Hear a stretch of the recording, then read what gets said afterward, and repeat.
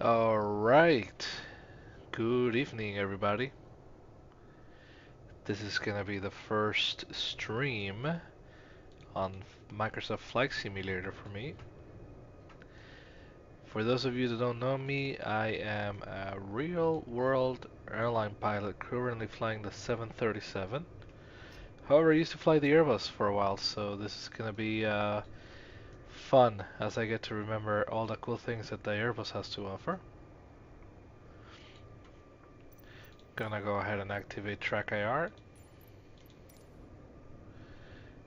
And let's get started today. We're going to be flying today from Orlando International Airport up to Chicago's O'Hare.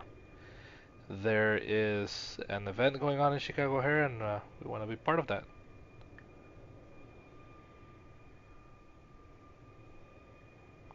Today, we're going to be flying today from.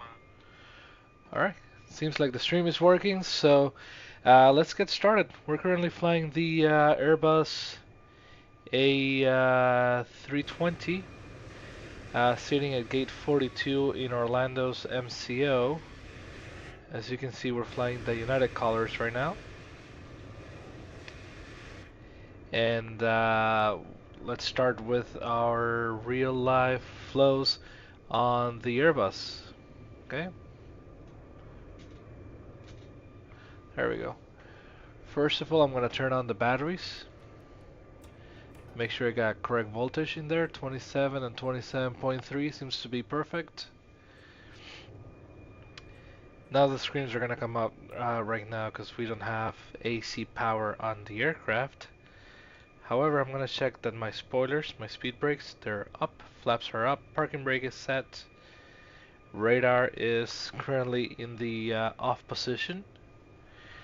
And let's go ahead and turn on the external power, which is hooked outside of the aircraft. There we go. Now the screens are gonna start lining up. Self-test in progress. Max 40 seconds. While that gets ready, I'm gonna get ready with my EFB. As you can see, flying from Orlando to Chicago O'Hare.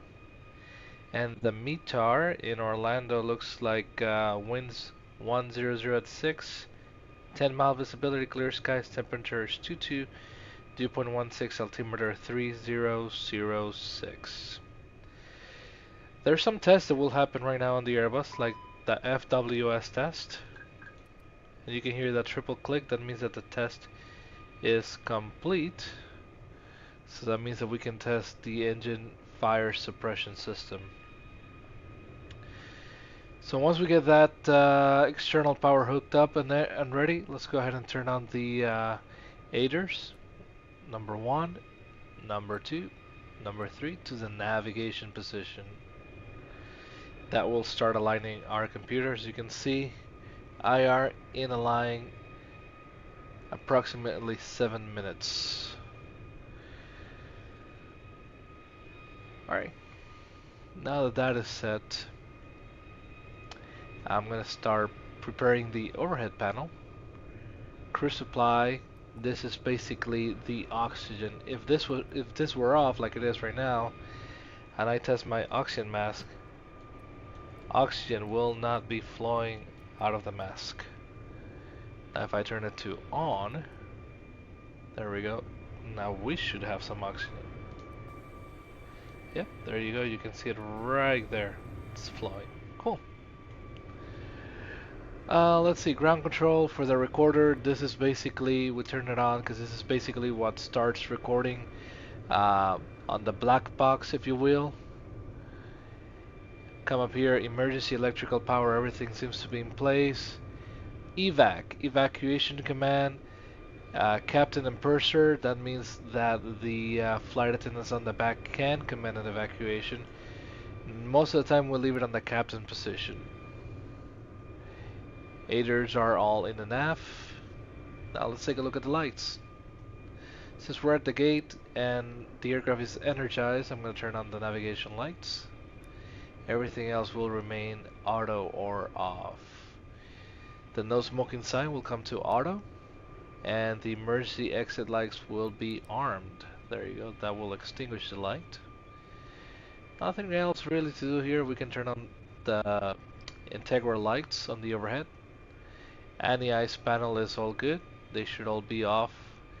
Probe window heat is it's an auto command, and currently it's in auto. If I click it, it's gonna go on, but we don't need it. It can just remain in auto.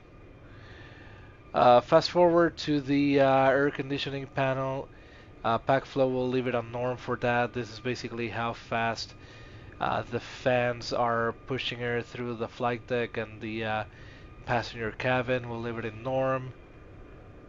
APU bleed is off because the APU is currently off. And now on the electrical panel, again, batteries are on, external power is on, 27.1, 27.4, that's very good. Fuel panel, let's turn on the fuel pumps. And now up here, let's test for the engine fires. Engine 1, test, it all lights up. I should have the master warning, it's there. ECAM with engine 1 fire, and I should have the engine 1 fire light on the throttles. That's good.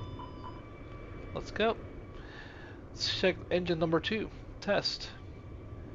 All those lights light up on top, and again I should have the master warning, ECAM, and number 2 engine fire displayed on the pedestal. That's all good. And now, last but not least, let's turn on the APU. Let's test the APU fire suppression. Again, we get the bell, master warning, ECAM, but there's nothing else on here to show us anything about the APU. So we can let it go. That's a good test. Te escucho.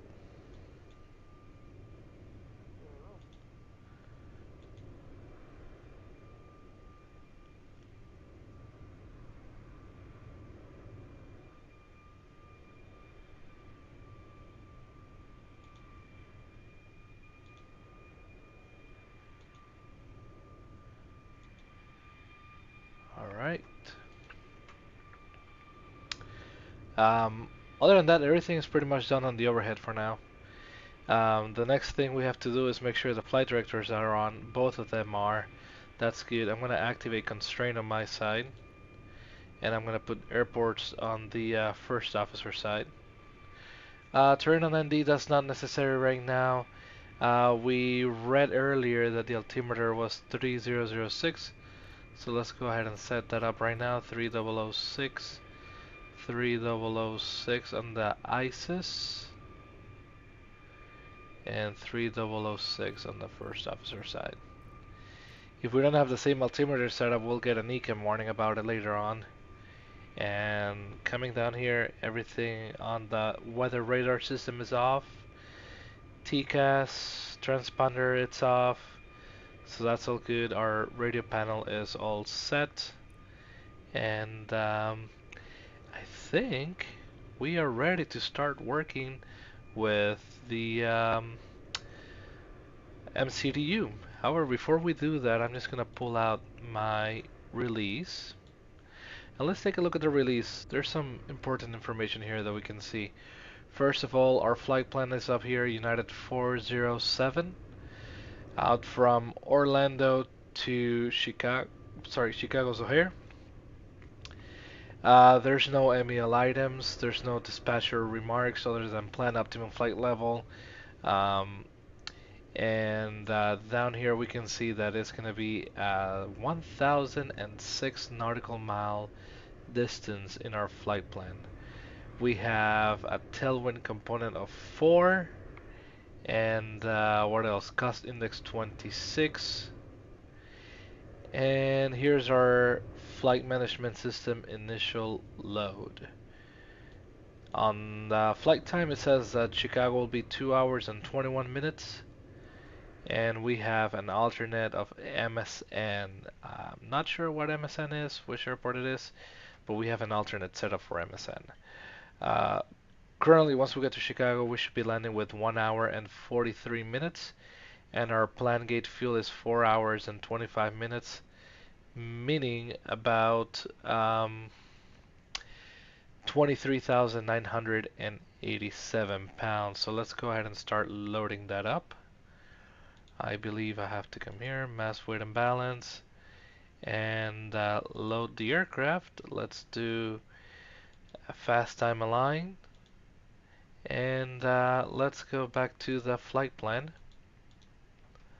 As you can see, again, we should have 23,987 pounds. So let's call it 24,000 pounds when everything is all said and done for this particular trip. Why? Because we need 13,800 pounds to get to Chicago, and then we need 30 minutes of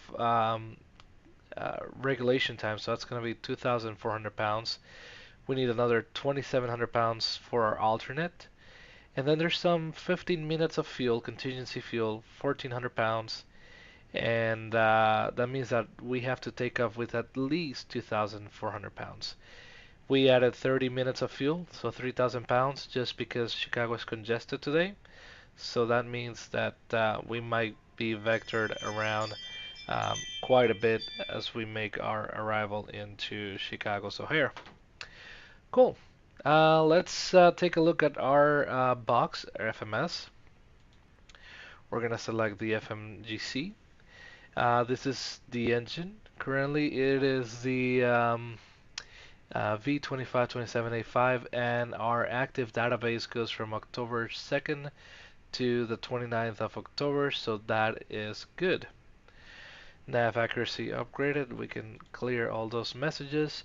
Airbus has a really interesting way of loading the box. There's actually an acronym called DivSRIP. So the first one is data.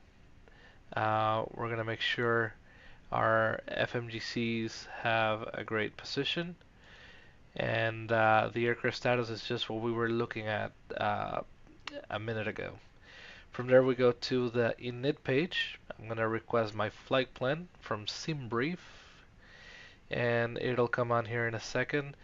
It'll populate, there it is. So from Orlando to Chicago with the alternate, and I just gotta put our flight number, so UAL 407. All right, cost index.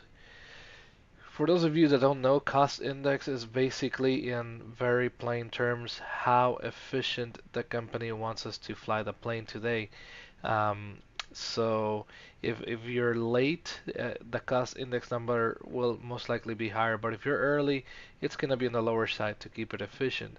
It is currently on the flight plan under CI, so if you can see it up here, CI 26. That is a fairly low number for cost index, so that means that we're going to be efficient. And the cruising level and temperature, it's also in our flight plan up here in the initial load. So flight level 320, oops, there it is, flight level 320 minus 38. So let's set that up, flight level 320 minus 38. There we go. It is all set up, at least on the init page number 1. Now we're going to go to the flight plan page. Here, the flight plan is already loaded, as you can see, Jeffries, Quebec 118, and it goes all the way to the start of the arrival, which is Bonnet. So what we're going to do is we have to select a runway and departure procedure, transition, and everything. And we can start by looking at the ATIS, which we don't have one in Orlando right now. There's no controllers, but the and no controllers, I mean in VATSIM right now. But we can come up here and see that winds are from the east, so it really doesn't matter if we take off north or south. But for the purposes of this, let's take off north. So it's going to be runway 36 right. So departure runway 36 right. And now we got to select our standard instrument departure procedure, our SID. and that is going to be also on our flight plan. Not the chart, pilot brief, here we go. Alright, so we were filed via the Red Sox 1 departure Jeffries transition. So let's go ahead and set that up. So Red Sox 1, there it is. Jeffries transition insert. Now, when we get to Chicago, and you can see it's already displayed on the screen right there. We can see the turn around facts, bars, lefty, blossom. When we get to Chicago, it's still quite far away, but we can load the arrival too, and we can kind of look what they plan us for. So our dispatcher would put our landing parameter here. So they shows runway 9 left. That's kind of like what they calculated everything upon with. So 9 left will be the arrival runway in Chicago for now. This is all planning purposes, but they have us filed for the VIC5 via bonnet. So let's do that. 9 left, VIC5 via bonnet. I'm going to press right here on L6. These are line select keys on both sides of the FMS, and we call the left side L and the right side R. So if I say L6, it's going to be down here, the last one. So L6 for Chicago, R1 for arrival, and then we're going to look for 9 left. We said the VIC5, right? Yep. VIC5 via bonnet. There we go. So ILS 9 left via Gibbons, VIC5, bonnet, insert. Perfect. So now the flight plan is all done. As you can see, we have all the departures. And if you look on top of every fix, there is the departure procedure associated with it. So Red Sox 1 to lefty, Red Sox 1 to blossom, until the very end, which is Jeffries. From Jeffries, it transitions to Quebec 118 to Brutes. And it goes all the way down till it gets to Bonnet and starts the VIC5. There is going to be one discontinuity right there because the arrival doesn't connect with the approach, but that's fine because we're going to get rid of vectors. So that's why you see flight plan discontinuity, and we just leave it like that. There's no harm in doing this. Let's see. So we already did data. We did initial, init, flight plan. And let's do the second page of init, which is basically our fuel planning. So block, we're still getting fueled, I would assume. Oh, we got 24,000 pounds already. And is that what we're supposed to have? 24,000, is that what we said? Yeah, 23.9, so 24,000 at the gate. So this is good. So let's do 24. Now here's the thing. Alternate, it doesn't show a time, so I gotta put that in. So alternate is 2,700 pounds. Let's make it, oh, aircraft loaded, cool. Let's make it 2,800 pounds. So, oh, it already has it there. Cool, awesome. Perfect. The tailwind component was 4. Let's put that in too. Main destination fuel, we need, as a good rule of thumb, we can do 4,000 pounds at destination. That's fine. And the alternate is going to be 2.8.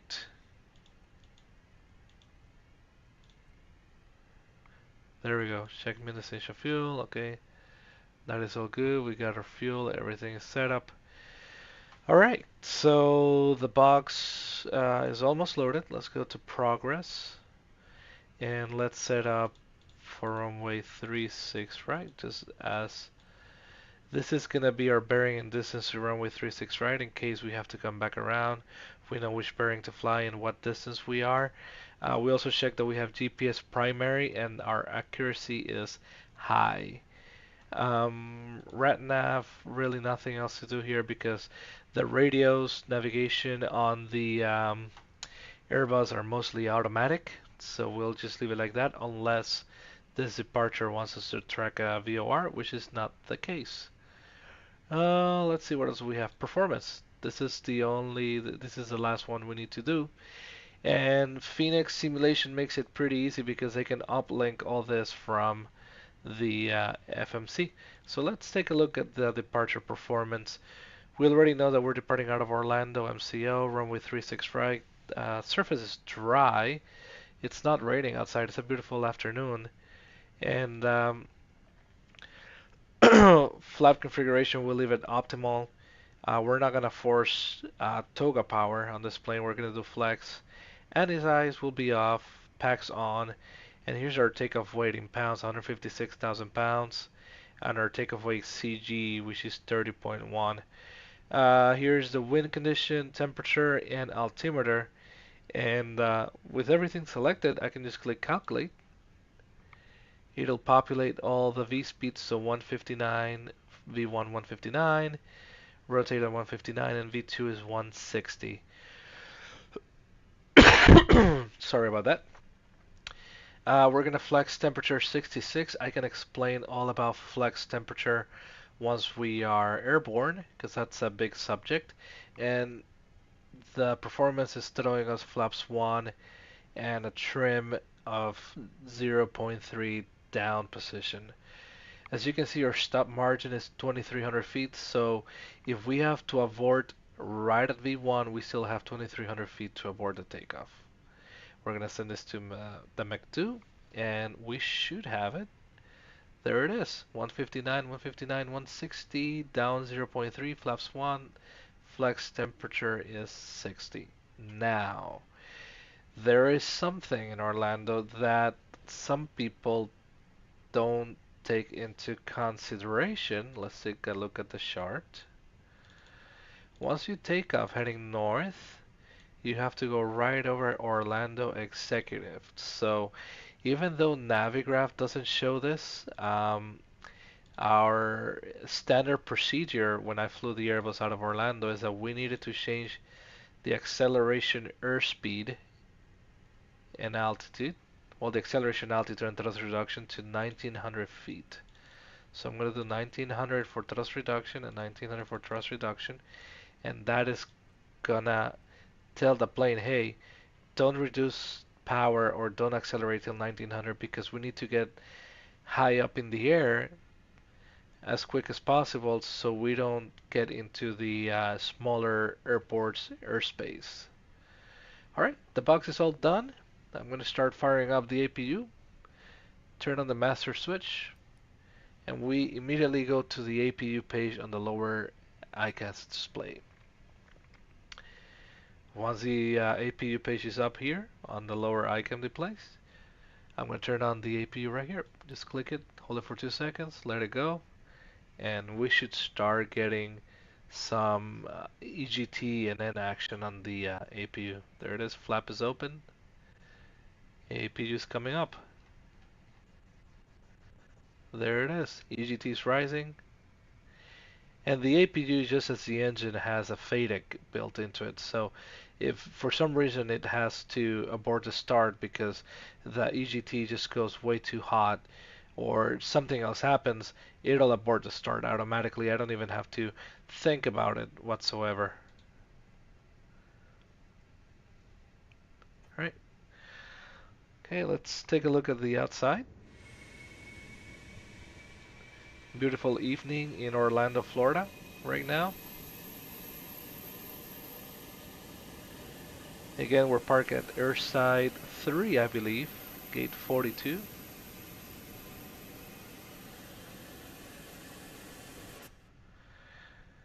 Well, it seems like the APU is up and running. I can check the electrical page, and yes, there it is. APU is up and running, but external power is powering both AC buses. So what I'm going to do is I'm going to kick the external power off by pressing the external power button. As you can see now, the APU is powering everything down here. Let me zoom in. APU is powering both AC buses, alternate current, and then the transformer rectifiers are converting AC current to direct current to feed the battery and the battery essential bus. Alright, it seems like it's working perfectly fine. Let's turn on the APU bleed air to get some air conditioning into the cabin. Real life, we should wait a couple minutes before doing this. And now that APU bleed air is flowing, I can check it up on the, which one is it? The bleed panel. As you can see, the APU is flowing in and it's feeding both packs. Alright. Alright, all the doors are closed. Everything looks good. Let's see. NateBot. CPL check ride is on Monday. This is good motivation. Hope to do this one day too. Dude, congrats on that. Commercial check ride is amazing. Do you have to do everything in a complex aircraft? Because that's what happened when I did my commercial. I had to do it in a complex aircraft, but I think there's a caveat now that you can do it in what is called a technically advanced aircraft. Let me know. I'll be interested to see, and if you whatever the results are, you just let me know whenever it happens, man. And congratulations on that. You'll do fantastic. I'm sure you will. All right, let's see. Our clearance to Chicago from VATSIM. There's no controller, so it tells us to squawk 2726. So let's do that real quick. Let me see if I can remember what is my binding key for the. All right, here we go. Okay, yes, this key. All right, so 2726. So the Airbus, you have to click on clear twice. There you go, and then you can set the new squawk to. Oops, 2726. No, I'm good. Let's put a TARA and on, just because VATSIM has a bit of a glitch with that. So let's turn it on right now. Okay, that is on. We got a company message. Let's take a look at that before we push. Back to menu. ATSU is basically our ACAR system, and that's what we use to communicate with the company on the aircraft. It's like a whole different computer displayed through the same screen with the same keyboard. So you'll see menu, receive messages, load sheet. All right.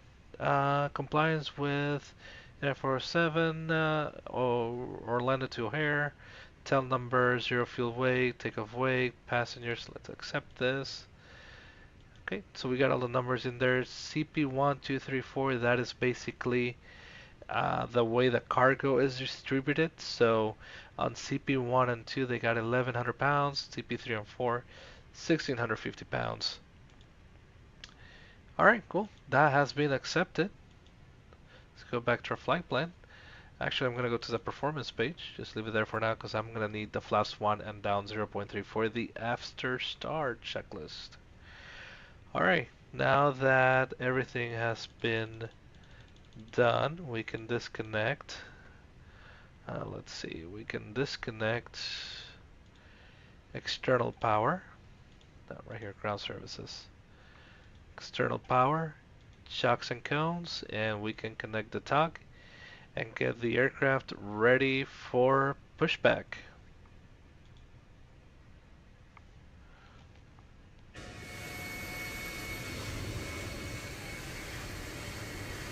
Alright, everything looks clear in the back. I don't see any other traffic. So we should be good for a pushback. Alright, so for pushback it's fairly easy. We turn on the beacon. Make sure APU bleed is on. Everything else looks great. Doors are all closed and armed. There you go, all the lights are armed. We take the brake off and we click start on the push. The tug will get into position. You can see our beacon is flashing underneath. The beacon is the only light that lets everybody know that the aircraft is either in motion or the engines are running. So we gotta make sure we have those lights on before we push back.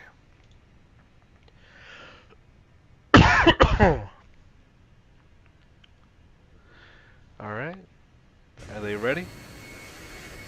They seem to be ready, so let's start pushing back.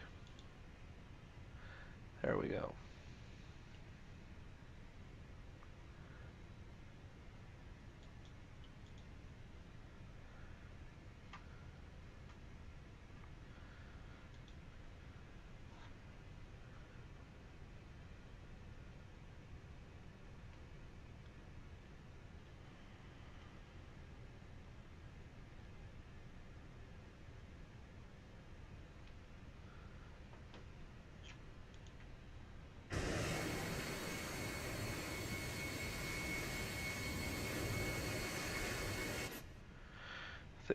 I think we can start making that turn over to the right.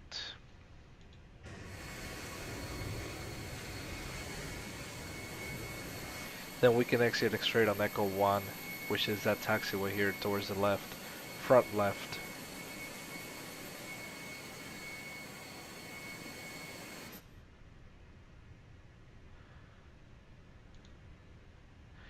I think that is good enough, so let's go ahead and stop the pushback. I'm gonna start up the parking brake. Parking brake set, pressure 0, and disconnect the tug. Alright, so the tug has been disconnected. There it goes. Yeah, there they go. Perfect. So let's talk about the engine start here for a second. We're going to turn on the ignition switch to ignition start. That will start killing the bleed air and sending it over to the engines for engine start. So when you're on the real plane, that's when, at least on the Airbus, that's when you feel that the air conditioning goes out before engine start. As you can see, we have 28 psi on both sides, so that means that we're good for start. We need, I think it's more than 24. So I'm going to turn on the ignition master on number 2. There you go. The bleed line opens up, bleed comes up, and we start getting rotation on the N2. There it is. And there's our number 2 engine starting up, while number 1 is static for now. Let's go back inside. We got fuel flow, 200 pounds. EGT is rising, and N1 is coming up. Everything looks very good so far.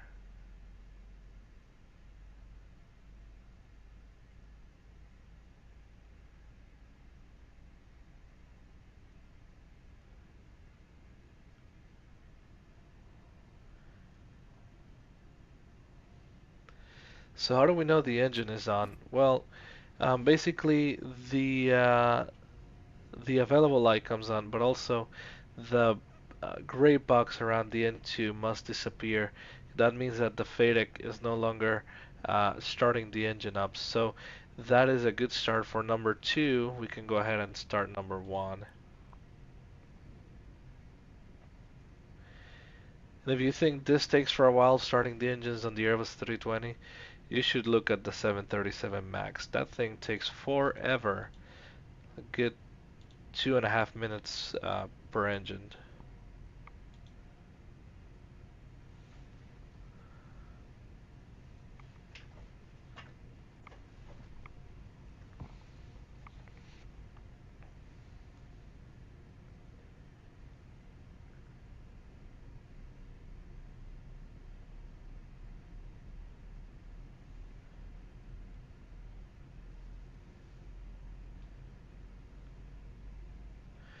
Alright, the engine start is coming up along nicely. We got fuel flow, 760 pounds. There's a trick with Airbus, 2468. So basically, you count N1 is 2, EGT is 4, N2 is 6, fuel flow is usually 8, now it's 920, and then EPR is 10. So 2, 4, 6, 8, and 10, and that is a good start. Both engines are started. So we're gonna run through our after start flow. So ignition goes back to normal. We arm the speed brakes. We reset the rudder trim by clicking on the reset button. And then remember when I said I needed the FMC to see how much flaps I'm gonna set? Here it is, flaps 1 and down 0.3. So flaps 1, and then I gotta set up the trim, but how do I know where to put 0.3? Well, if I bring the joystick up, the side stick, oops, hold on 1 second.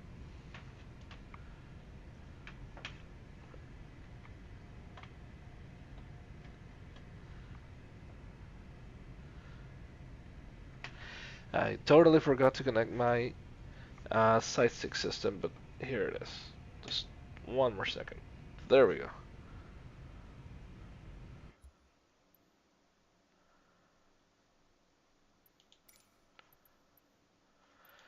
Let me just make sure it's all set up perfectly. Alright, cool. Here it is. Alright, cool. So if I bring my side stick back like that, the flight control page comes up on the lower ECAM display, and you can see pitch trim is 0.0. So I gotta go down 0.3. There's down 1, down 2, down 3. There we go. And now that both engines are started, I can go ahead, kill the APU bleed and the APU at the same time. And now we would do the after start checklist. Oh, look at that. Orlando is now connected. So let's do an Orlando and let's talk to them. Let me just make sure I got everything set up perfectly fine. Alright, let's see. ACARS. I got a clearance, so let's see. Thresher Quell, Heaven, Altitude 3, Squawk 276, remarks clear, Red Sox 1 departure, Jeffrey transition, climb via SID. Alright, we gotta climb via the SID now. So let's see, what is the SID? Altitude.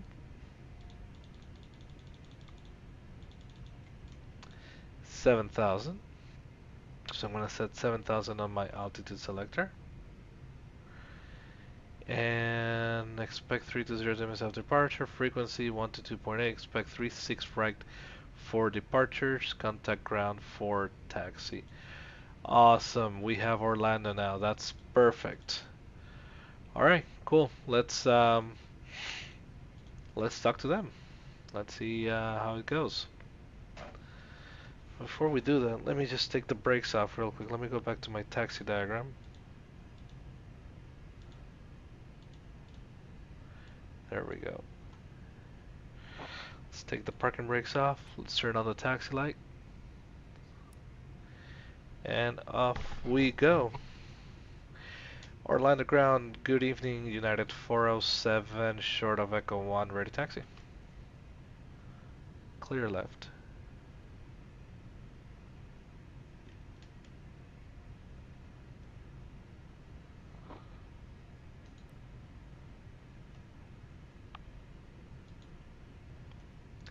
Orlando ground, good evening, United 407, short of Echo 1, ready taxi.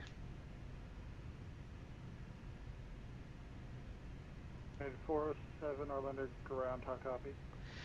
5 by 5 now, United 407. United 407, good thing. Runway 36 right, taxi via Echo Charlie Bravo 10, altimeter 3006. 36 right via Echo Charlie Bravo 10 3006, United 407. Alright. Orlando ground, United 1506. Echo Charlie Bravo 10. 1506, altimeter 3006, runway 36 right, taxi via Charlie Bravo 10, give way to a company A320, joining Charlie from Echo. Charlie Bravo 10, United is 15. Correction, 1506. And 1506, give way to a company A320, joining Charlie from Echo. Alright, so this is taxiway Echo 1. We're exiting the ramp. Let's make sure there's no alligators out here anywhere. I don't see any. And let's take a look at the other side. I don't see any other aircraft coming, so we're good. Let's put some power in.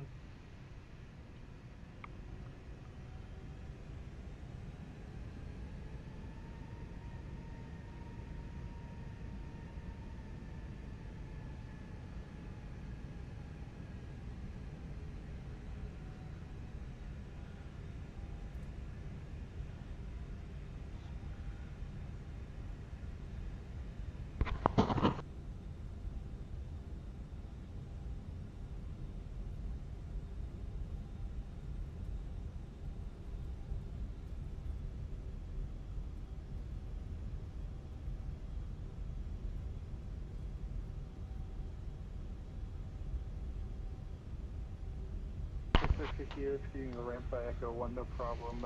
Taxi Echo Charlie Bravo 10. Echo Charlie Bravo 10, United 15-0. Alright, we're in Charlie, taxiing down. Next turn will be a right turn on Bravo 10. But before we keep going very further, let's do a flight control check. So, full up, and I can see it on the lower ECAM. Full down, neutral, full left, full right, neutral. Now I'm going to click on the pedal disconnect and go full left pedal, full right pedal, and neutral. Now I can bring the disconnect back on. And this is right around the time we set the max auto brakes for takeoff. This is going to be in case of rejected takeoff. Click on the takeoff config, make sure this partially goes green. Turn the radar on and the predictive wind shear. The transponder is on. And oh yeah, we need the seatbelt sign like that. Now everything is green on the ECAM. So that means that we are ready to go. There is Terminal C, which is brand new in Orlando. 407 knows on above, you can switch to CTAF 124.3. Have a good night. 24.3, United 407, thank you. This is Bravo 10, I'm going to start making my right turn. Always following the yellow brick road, the yellow line. 24-3, 1506, yeah. Alright.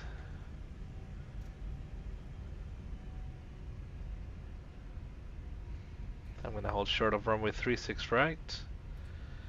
Make sure we got everything ready to go. Runway 36 right has been verified. It's always a good idea to set the parking brake here for a second. And CTEF is 24.3, so let's change the radios. 24.3. Alright, now we are on CTAF.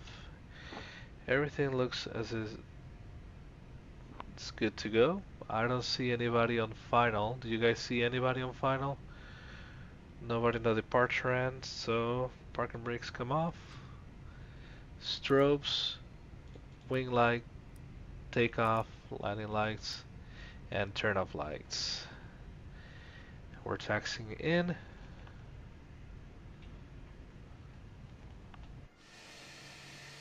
There we go.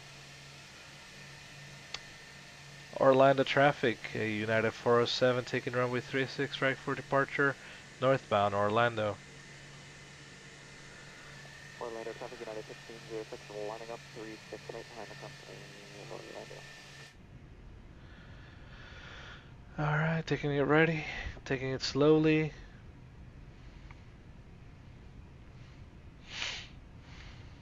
Clear left, clear right.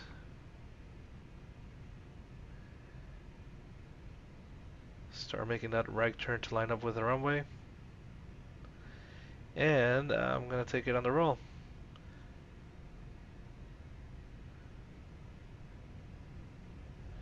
.05 on the EPR for the engine warm-up.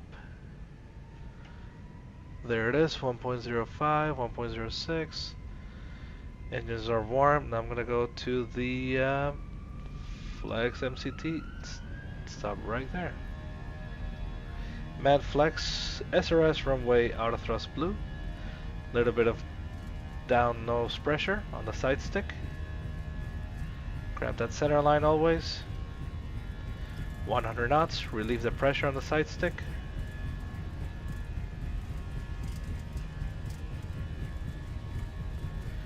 Everything looks good.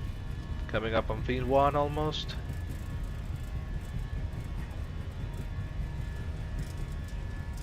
There it is, V1.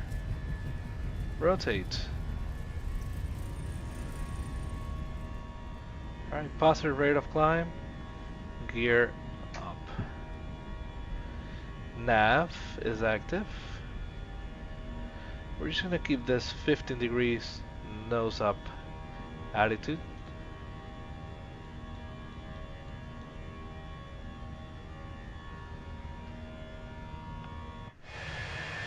And there we go, past State Road 528. The hotels. That is Conway Road, Judge Road. Doing fantastic. So it's gonna prompt me to reduce my power at 1900. We're currently at 1800. There's 1900, so you can see it's asking for a lever climb. So I'm gonna bring it to the climb detent. There it is. Thrust climb, climb, out of thrust. Now I'm gonna push the nose over a little bit. Right about there. And the plane's gonna start accelerating now. Seems about fine. Once we get to S speed, which is the green S on the airspeed indicator, we can bring flaps to the up position. There it is. So flaps are gonna come to that 0 position. There you go. Bit of a left turn.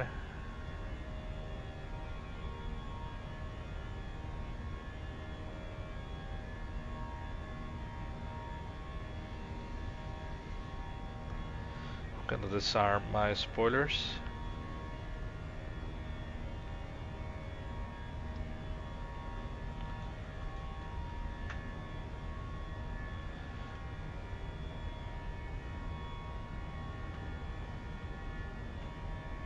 Orlando traffic United 1506, clear 36 right on 31 departure Orlando, final call. Continue that left turn.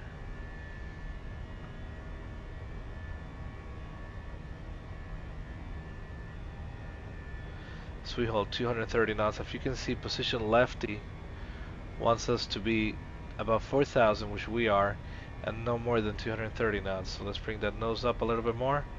Continue that left turn.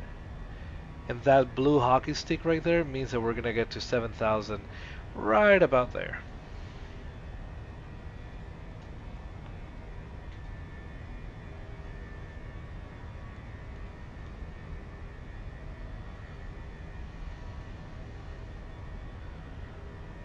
It's a gorgeous afternoon out here. I mean, you can see downtown Orlando right there.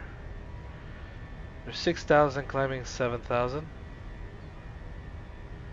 We can now accelerate to 250 since we are past that lefty intersection. I'm going to turn on the autopilot 1.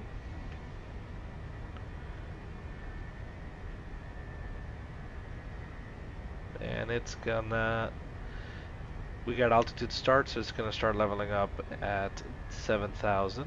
7,000 is our top altitude.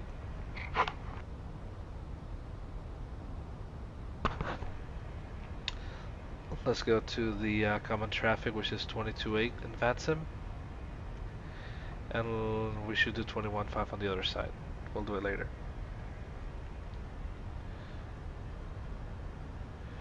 Leaving the airport behind. This Blossom intersection is below 7,000, as you can see. Just because there's plane flying over us at 8,000 on the arrival into Orlando. So once we're clear of Blossom, we can go all the way up to our cruising altitude, which just happens to be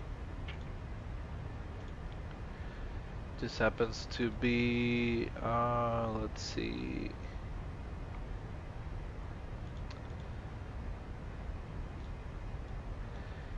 32,000. So we can do 32,000 after we pass. Okay, we're past that, so let's bring it up to 32. 32, and let's give it control. So thrust, climb, climb. Now the plane is going to start climbing all the way up to 32,000 feet. I can turn on airports now, so I can see the airports on my screen. And on we go to 32,000 feet.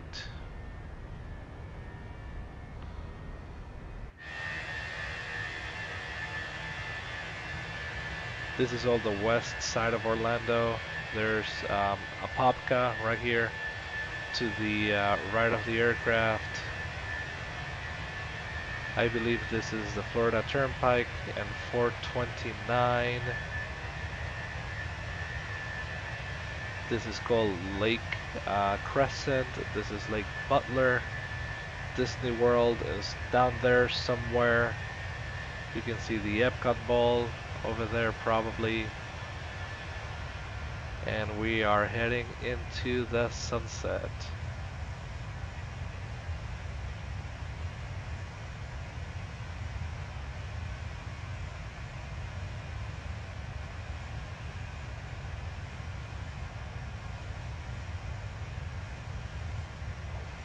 We're exiting the ramp.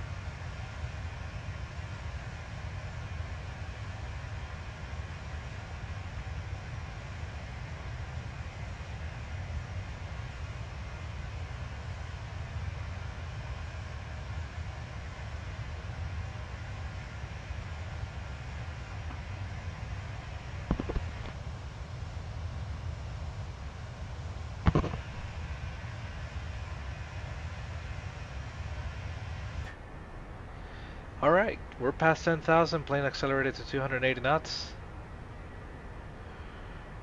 We're making good progress.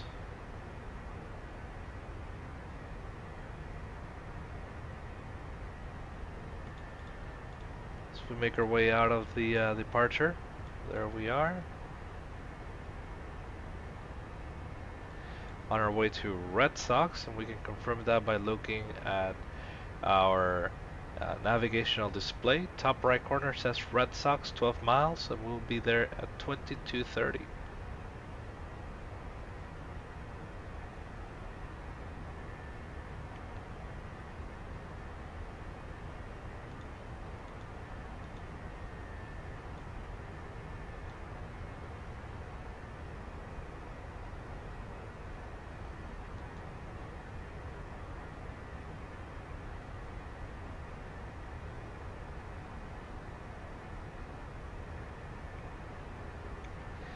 Most of the airlines usually turn off their lights at 10,000. However, the airline that I fly for waits till 18,000 to turn off the exterior lights on the way up. So we're just gonna wait for 18,000, and then we can turn off those lights and set our altimeters to standard.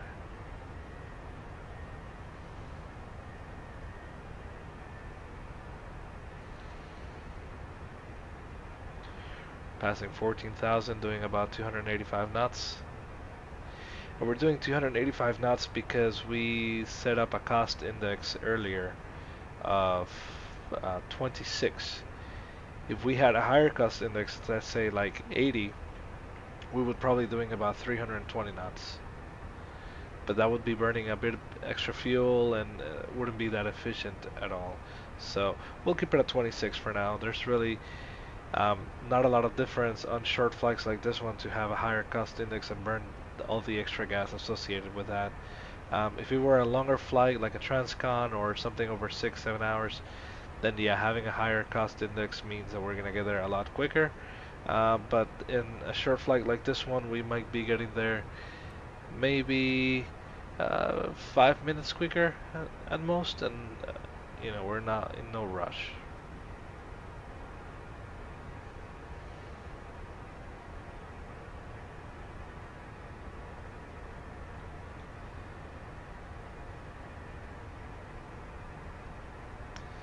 Alright, passing 16,000.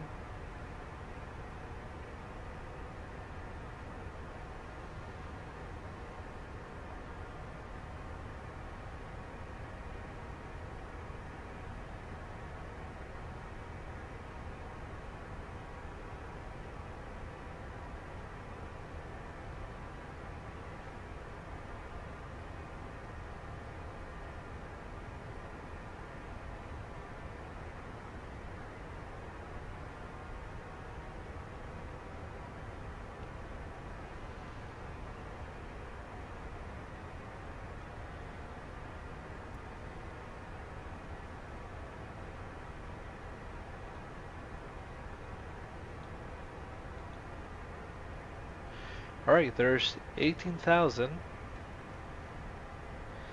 18,000, as you can see, the altimeter setting is flashing at us, meaning that we got to our transition altitude. Now we can set up standards. So I'm gonna pull on this, there it is, standard, pull on the other one, standard, and clicking the little middle button, this one, there's standard. Now we can turn off the lights. So landing lights are off, turn off, nose lights off, and the wing light is on. We're only gonna leave the strobes, the beacon, and the navigation and logo light.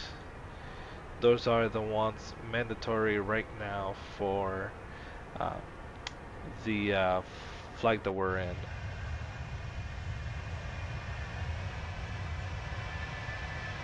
This is all conservation area just west of Orlando, as you can see.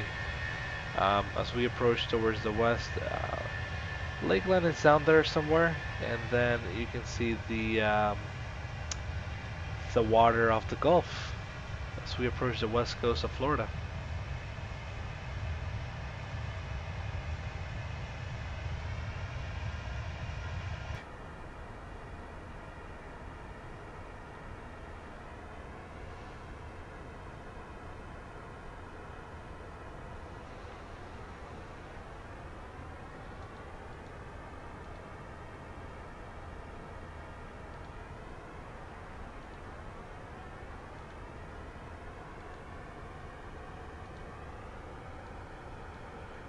Yep, we're almost over by Brooksville, and that's when we're gonna make the right turn over to the north.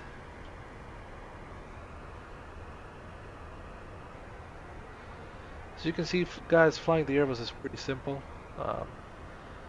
You just kind of need to know how the systems work, and then everything else is relatively simple. It's a bit warm on the back, as you can see. It's 77 degrees in the flight deck, 76 on the forward, and 76 on the back. So let's cool it down a little bit to bring the temperature, and not so much. Maybe like that. This is usually how the switches are set in real life, kind of like to 10 o'clock, 11 position.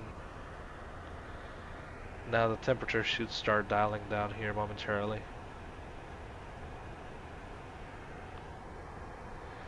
We're almost at our turning point. That is Brooksville, Florida. Maybe some of you guys are from Brooksville, we'll see.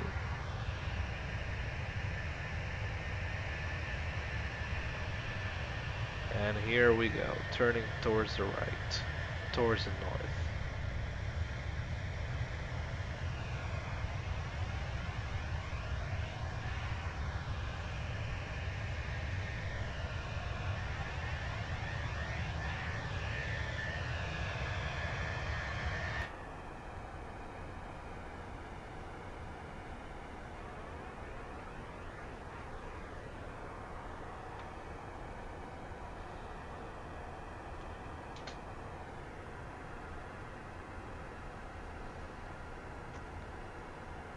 Airplane Geek 893, mi loco, ¿para dónde vas? Vamos para Chicago o Hare.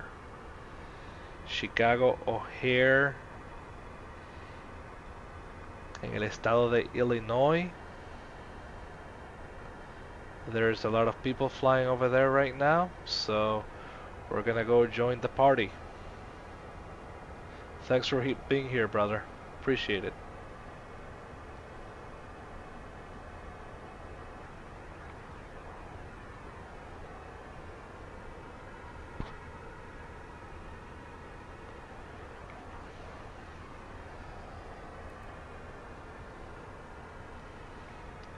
Yeah, there you can see how we're heading north, pretty much towards the Florida Panhandle. An interesting thing that I noticed when I started flying this plane, as you can see, we have so many airports on the screen right now. So like Tallahassee, Valdosta, Gainesville, Ocala. It all depends on the airline you're flying for and their specific routes, but they control the databases. So sometimes you will fly for, say, an airline that doesn't fly to Valdosta or Tallahassee or maybe to like nowhere in Florida, and you'll see maybe just like Orlando, Tampa, and Miami being the biggest airports in the area, and then you'll fly for a different airline that is flying that does a lot of flights to Florida, and you'll see they have a bunch of airports in the Florida database. So the airlines control which airports are shown in the database and which ones are not. So the fact that you're seeing all these airports on the screen right now doesn't necessarily mean that you will get to see them on an Airbus. It all depends on the airline that is operating the aircraft. Abel, mi hermano. Airplane Geek 893. Thanks for being here, brother. Means a lot.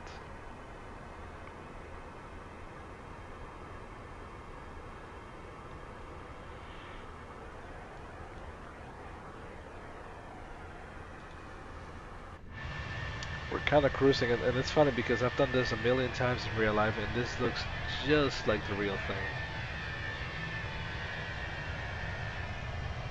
Cedar Key is like the shortest runway in Florida, shortest paved runway. It's up here somewhere, I think, down by this corner. Yeah, like up there.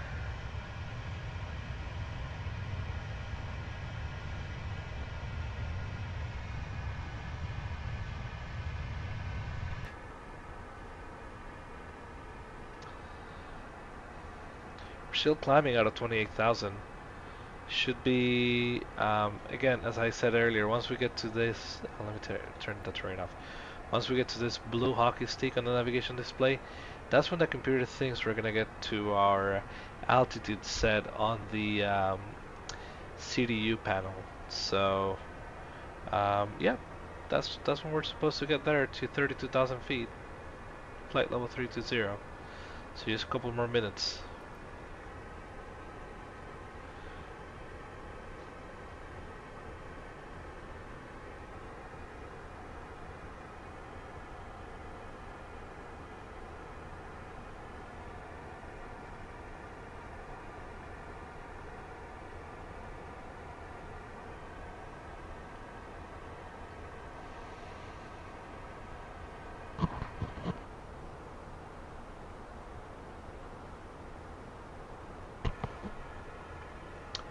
Wow, Indianapolis Center is online, so we're probably gonna talk to them here soon in about an hour or so.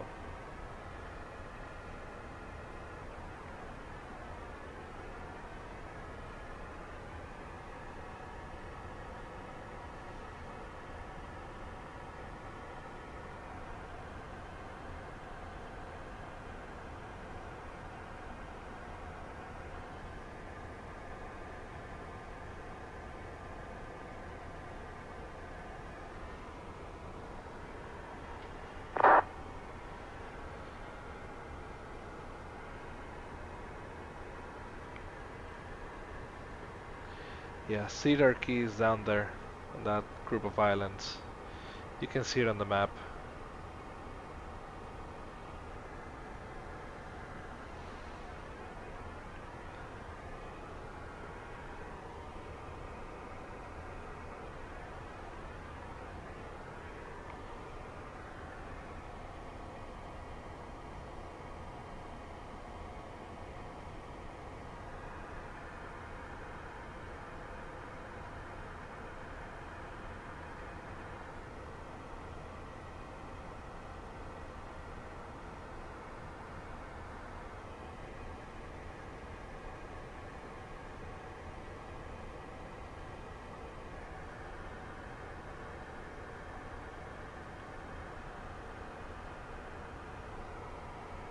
Alright, there's 31,000 feet climbing flight level 320. That's 1,000 feet to go.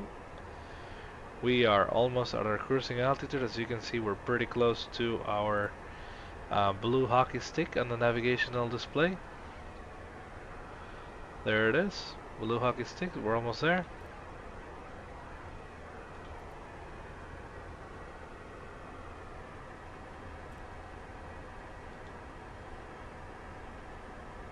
"500 feet to go." Look at that, we're gonna be leveling off just right around Cedar Key.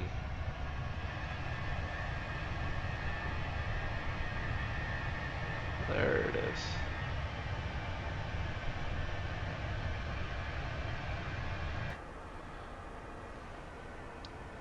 And now we see alt star, and then it's gonna turn to alt cruise because that's our cruising altitude.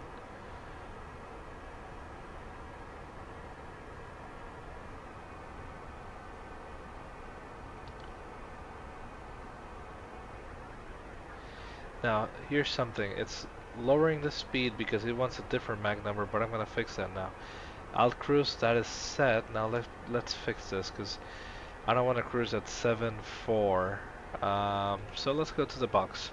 Cruising at 7.4, yeah, no thanks.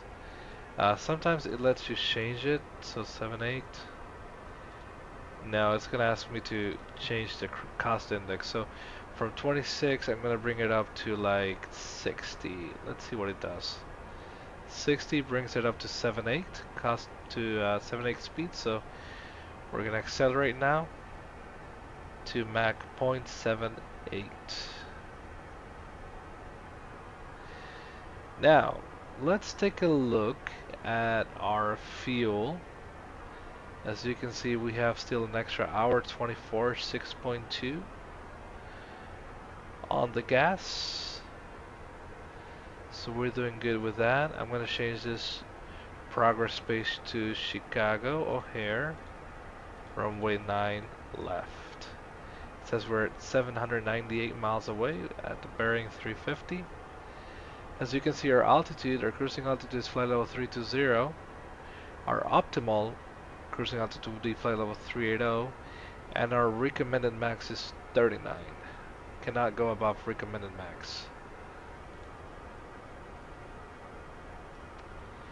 We're doing good. We should be in Chicago with 10.2 on the gas, so that's about an hour 20. That's great.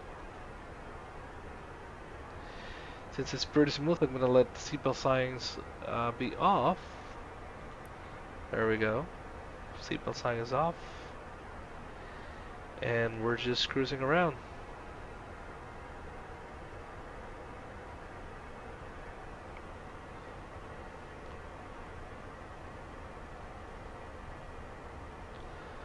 This is the Airbus flight deck. It's very spacious back here. It's a bit of a rack closet where we put our coats. This is the jump seat right back here.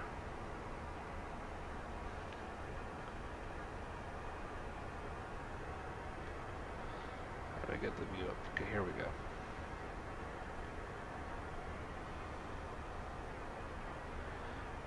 I'm gonna turn off the track IR for a second.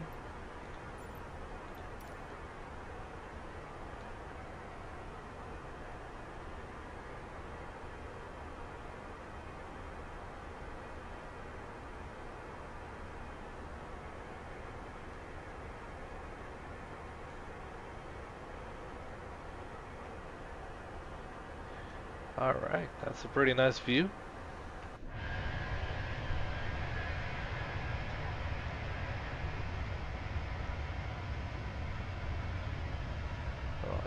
You can see the curvature of the Earth from here. So I guess the Earth is not flat.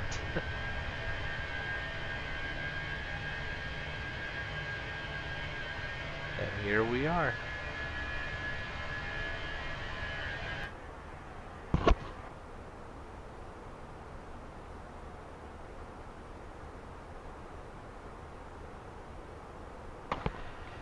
Yes, sir, the best airplane ever made. I had a really good time flying this airplane for about 3 years, and it's very comfortable. The systems are unique to it. It's very different than flying a Boeing aircraft, and it is definitely a plane that you like being seated on for long flights. The 737 that I currently fly, it's okay. You know, it's fun to fly. It's more sporty than the Airbus, but it's very, very uncomfortable place to be seated at.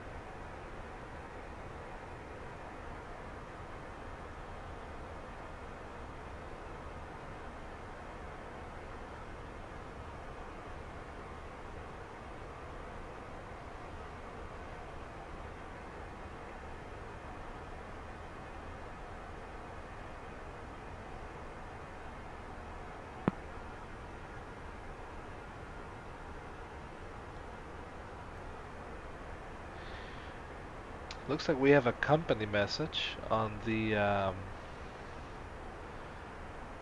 let's see, which one is it? Alright, so there you go. We got a company message notification, so let's take a look at it. Back to the box. Remember, you click back to menu, you go to the secondary computer, which is the ATSU, and AOC menu, receive messages, United Ops.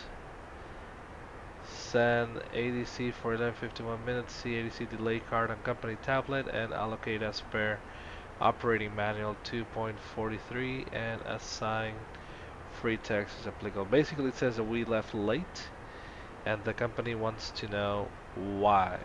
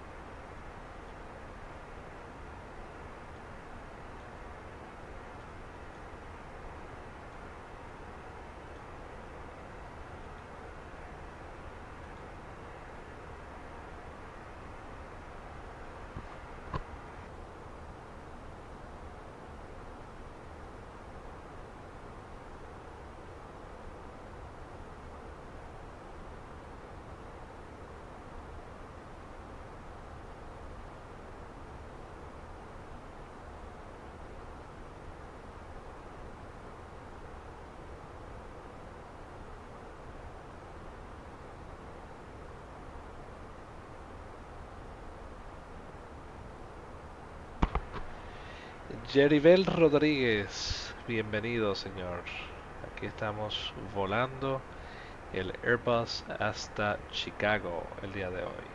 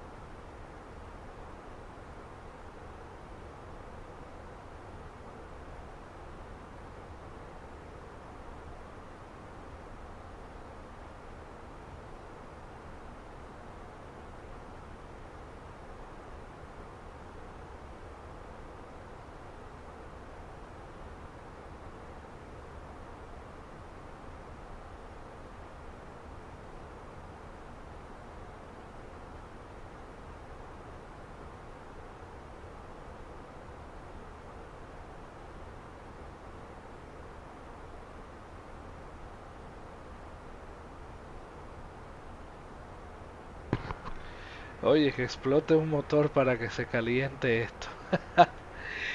It's not very hot outside. Let's see. We're currently flying. We're exiting Florida right now. At this point, this is the Florida state line up here. We're almost there. We're getting across to Georgia.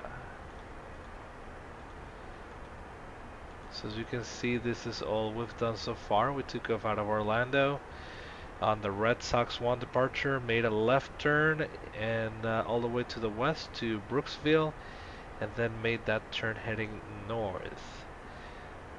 We're about to cross Georgia state line. We should be flying right over Atlanta International and Peachtree DeKalb Airport as we make our way north to Chicago. This is a flight that I've done multiple times in real life, and it is going according to plan. Let's see, the overhead panel, everything looks good.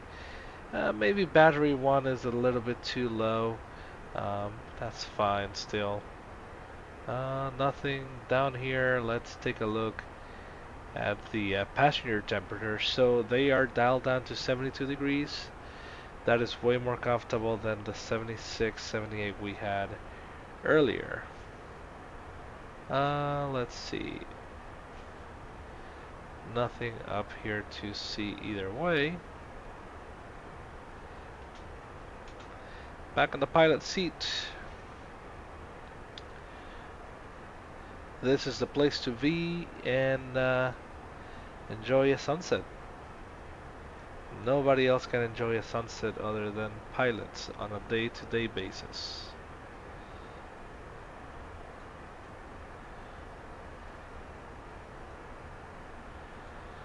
There's something we usually do once we get to cruise, and it's pretty much recycled through all the ECAM pages by clicking the all button. So here's the engines. Everything looks good, all quantity, PSI, temperature, engine vibrations on the N1 and N2 faces. Click all again, goes to the bleed page. As you can see, everything looks fairly normal. There's nothing red, there's nothing amber, so everything is good. Let's click on the all page one more time. Here's the cabin pressurization page. As you can see, our cabin pressure is at 7.7 psi. Vertical speed inside the cabin is 0, and cabin altitude is at 6,100 feet. System 1 is currently powering the cabin pressure system. There's two systems, 1 and 2. System 1 is currently the one powering the pressurization. The inlet and the outlet valve are closed. The safety valve is closed. Once we touch down in Chicago and power the plane down and up once again, it'll be system 2. It alternates between systems. Click the old page one more time. Electrical. The electrical page is showing both IDGs. IDG1 and IDG2 are powering both engine generators, giving 400 Hz, 115 volts, and about a 23 and 18% load as they power the alternate current 1 and 2 buses. Alternate current 1 powers the alternate current essential bus, and both buses will go through the transformer rectifiers to the direct current 1 and 2. DC1 is currently powering the DC essential and the DC battery bus and charging the batteries. So everything looks good. Let's click all one more time. Here's the hydraulic panel. As you can see, the rat is white, so it's not doing anything. But the green, the blue, and the yellow system are all powered all the way up to 3,000 psi. PTU is currently off. And the yellow electrical pump is currently off as well. All one more time. Here's the fuel synoptics page. Center tank is currently 0. And you got 7,600 pounds, 7,700 pounds on both sides, and the overflow tanks are both at 1520, so those are good. So once these two tanks go below a certain number, these outside tanks will pour the fuel in automatically into those two main tanks. Can't remember the exact number. I think it's also like 1,500 pounds on both tanks. It'll pour the other 1520s into those tanks.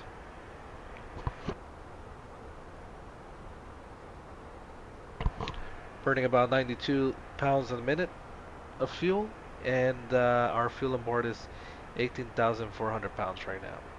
Click all one more time. Here's the APU page. It's currently off, so there's really nothing to see here. Here's the air conditioning page. As you can see, the cockpit, the forward, and the aft are all maintaining 72 degrees. I can tell you for a fact, usually the cockpit is always a lot colder because we are vastly more exposed to the sun out there, so we try to keep it a couple degrees colder than the forward and the aft. But that's fine. The doors. Everything is armed. There's no doors open. The wheel page. The wheel doors are closed.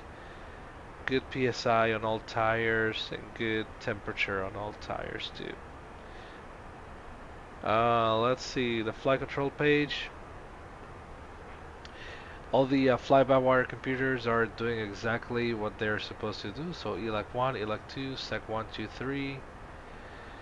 The green and the blue hydraulic system and the yellow system on the elevator and the rudder. They're all working fantastic. Let's click the status page. Status is normal, so there's really nothing. And we are back on the cruise page, which shows us basically a review of, or a very condensed version of everything that we just saw in all the pages.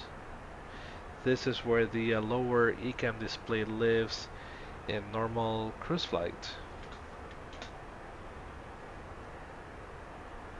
So that's something we do once we are cruising around. Just make sure all the systems are working the way they should work.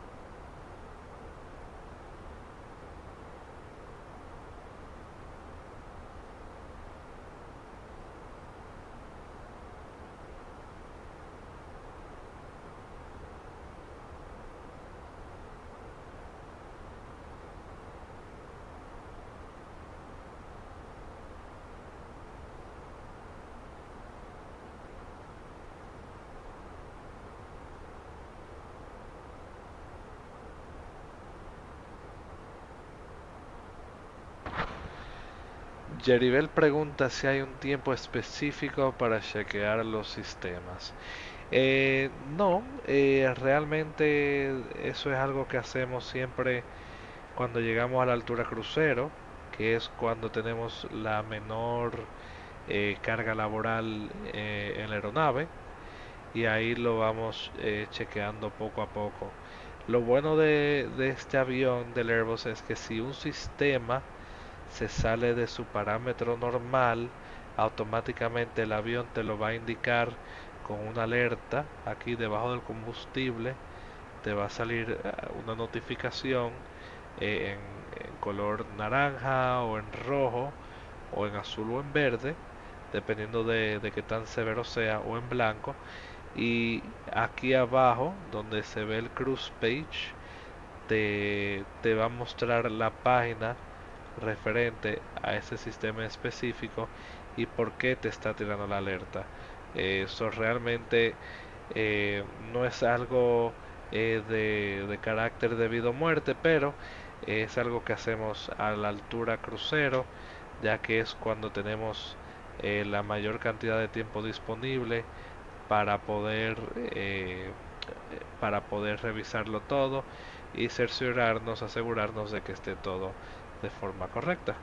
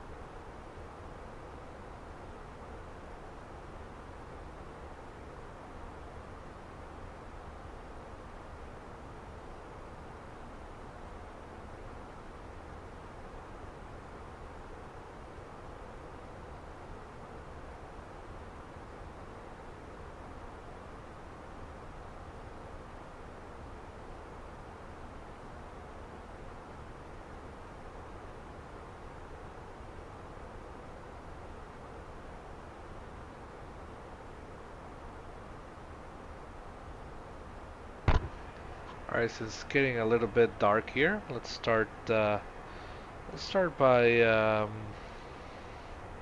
bringing the brightness down a smidge on the EFBs, because they can be a bit obnoxious. Let's see, settings. Okay, it's perfectly fine. And we can start putting some mood lighting in here. What do you guys think? Turn the integral and the flat lights. There we go. Beautiful.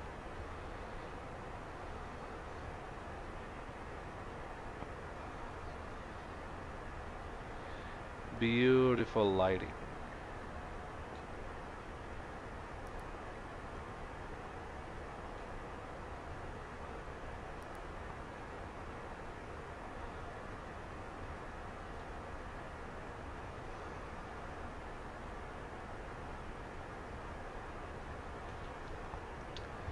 Beautiful sunset lighting.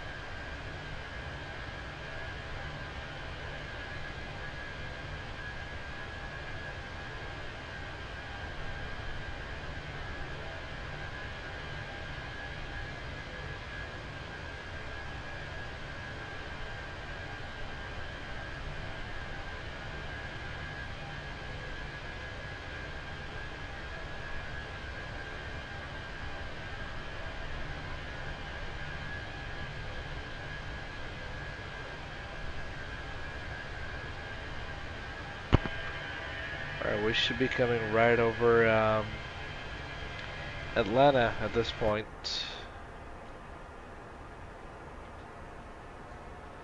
You can see the city down there somewhere. Gonna take the brightness out on this one completely. Maybe not so much, maybe there. Perfect.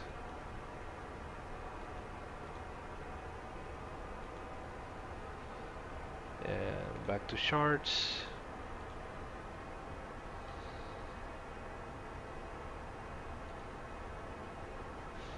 Nighttime.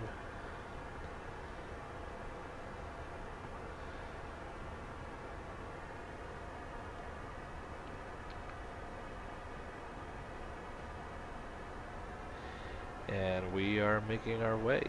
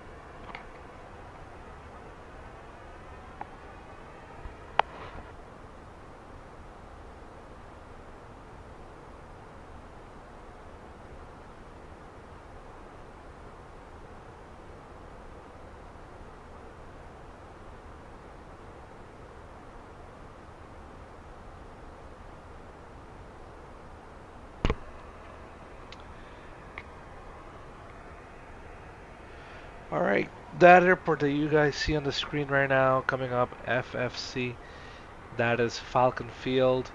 It is right south of Atlanta. You can see the city is coming up right up here. There's the city. The sun has gotten really low to the horizon. There it is. And you can see the twilight coming in on the right side. It is starting to become a very cozy flight deck at this point. And we should be talking with the Indianapolis Center here pretty soon. Hopefully in the next 20 minutes or so. Let's see. They start at glazed fix, and we should be a glazer at about 23:41. Current time is 23:13, so yeah, about 30 minutes or so. What's up with the fuel? Let's see.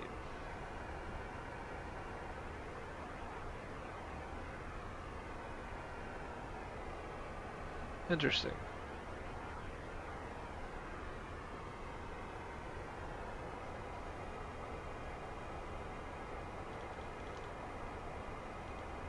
Interesting.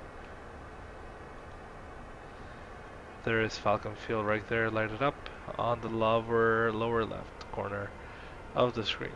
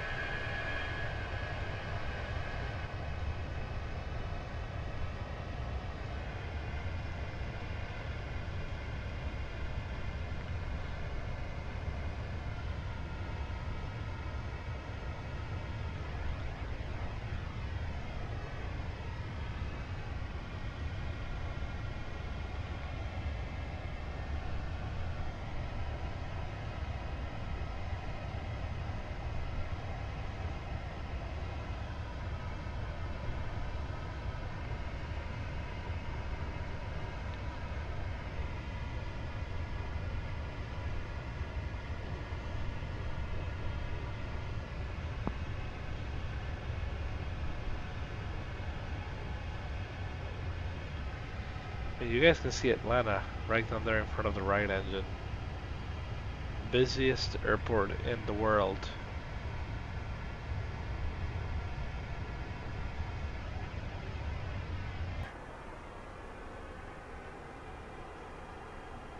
It's like right down there.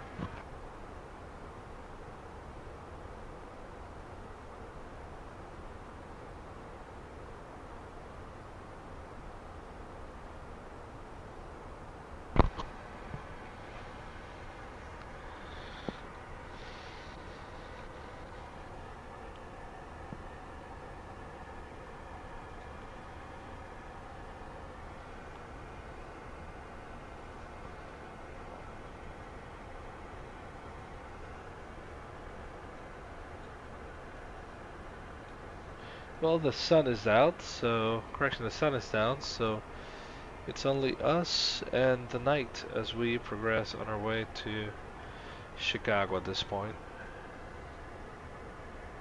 Everything looks pretty good.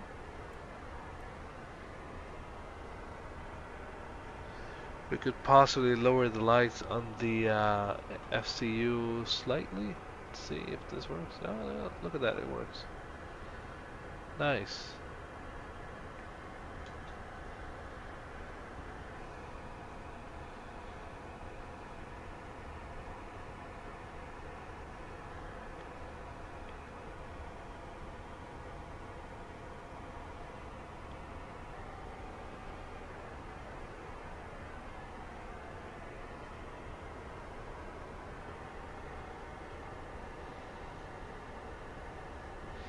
It's just amazing to me how the graphics are. I mean, you can see the sunset over there. You can see how the twilight gets over here and it starts becoming dark. It's just amazing the way everything looks in the simulator. There's Atlanta.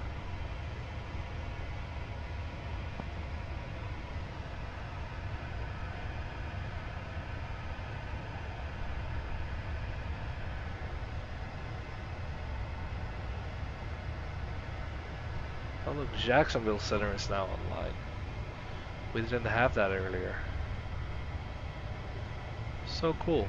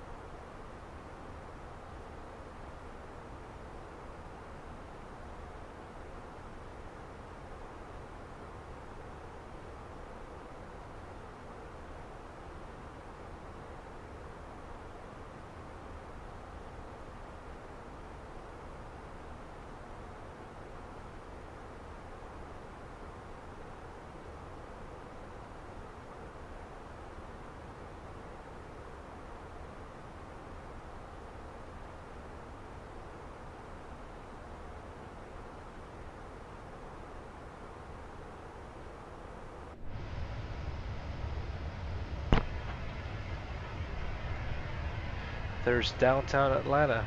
You can see all the traffic jam and everything.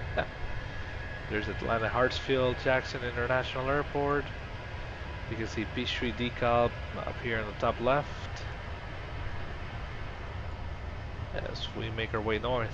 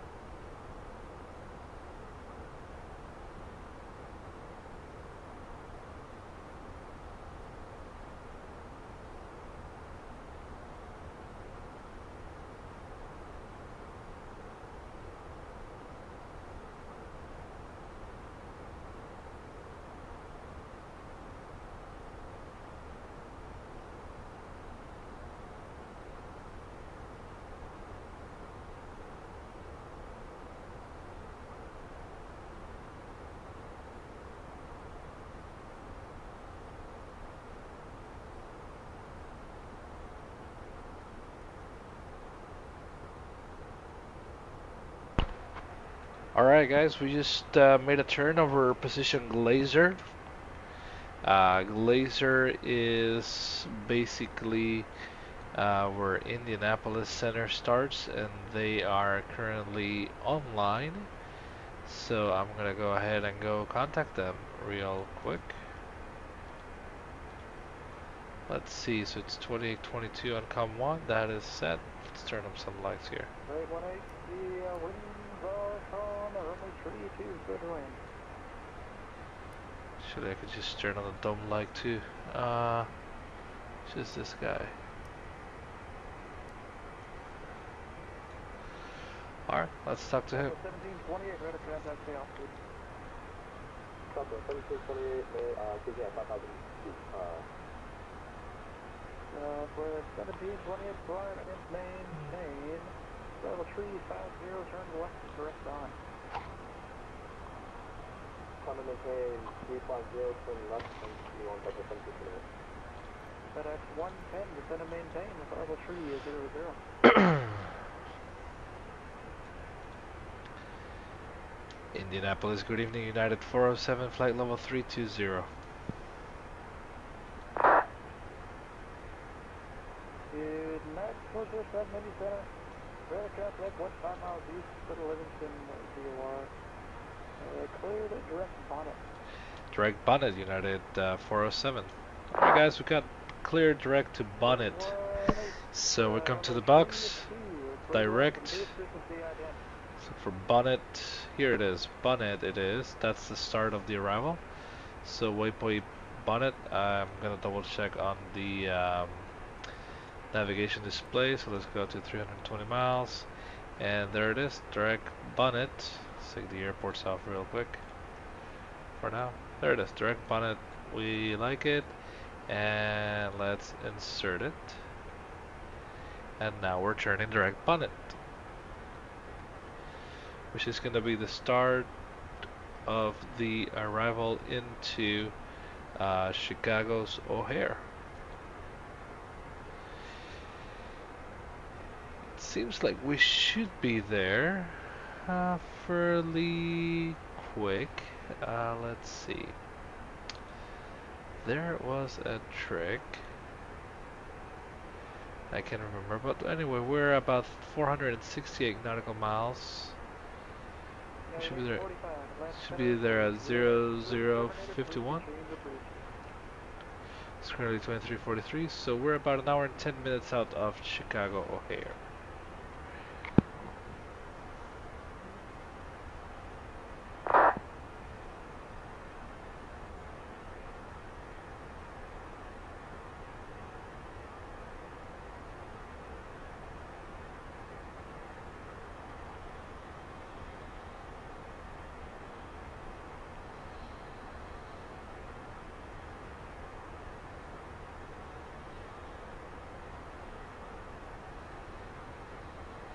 Southwest 1728, good direct K-pass.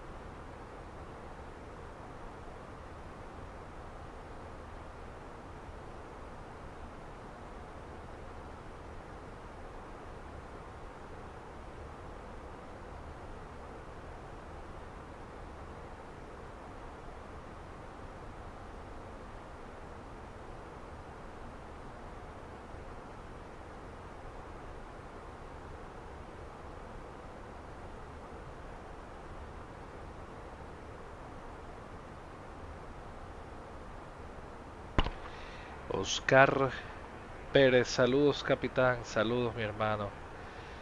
Espero que todo esté bien por ahí. Bienvenido al streaming directo a Chicago O'Hare.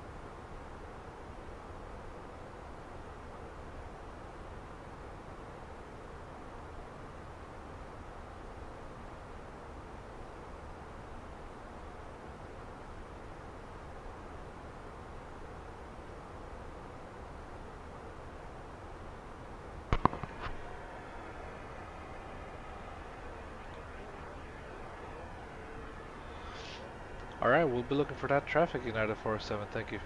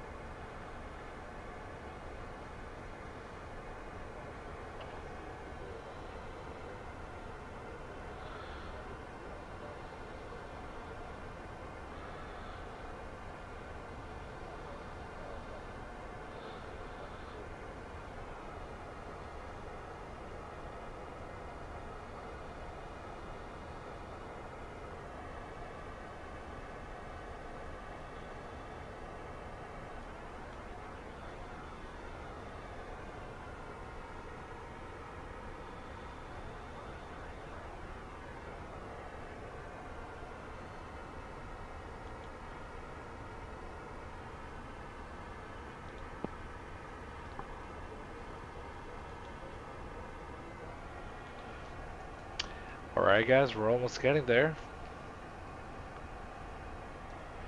We're more than halfway done with the flight.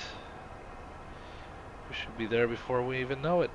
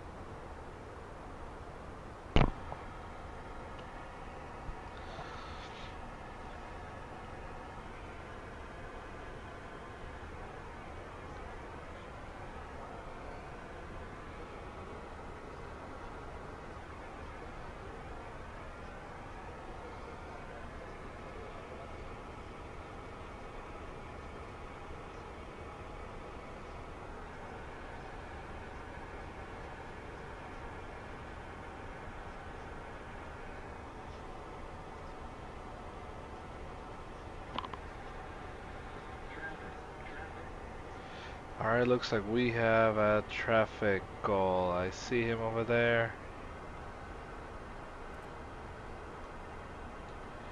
Still climbing. Hopefully he stays at 1,000 feet below us.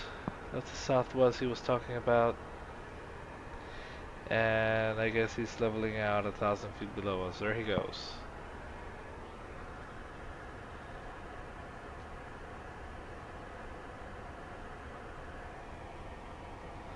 Nice.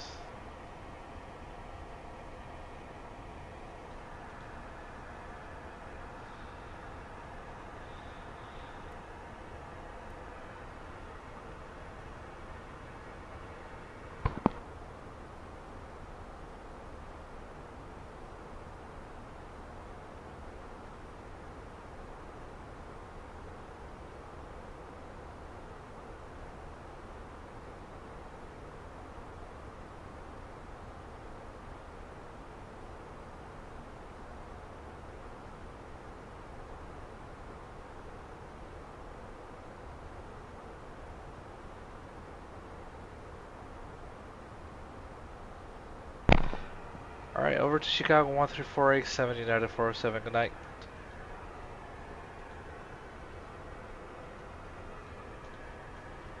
Alright, Chicago is set on 134.87, so let's call them real quick.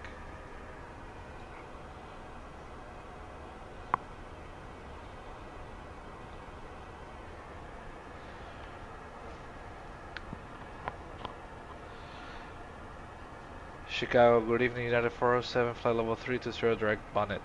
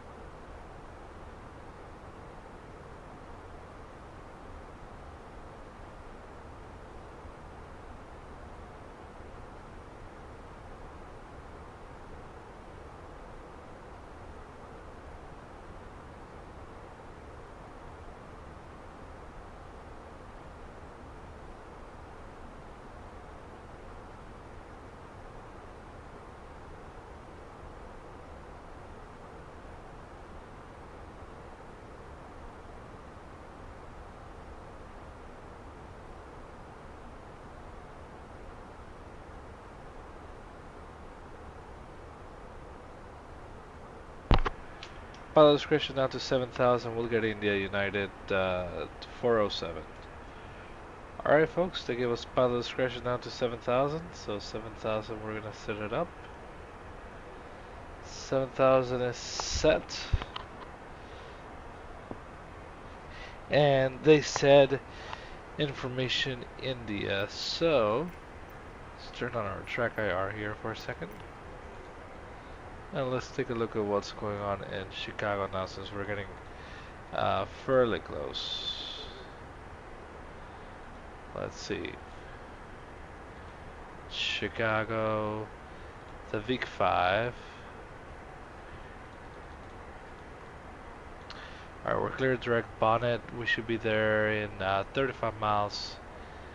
And then up to Nyland, Vic, Moon, Hani, K2, Ping, and they gave us 7,000.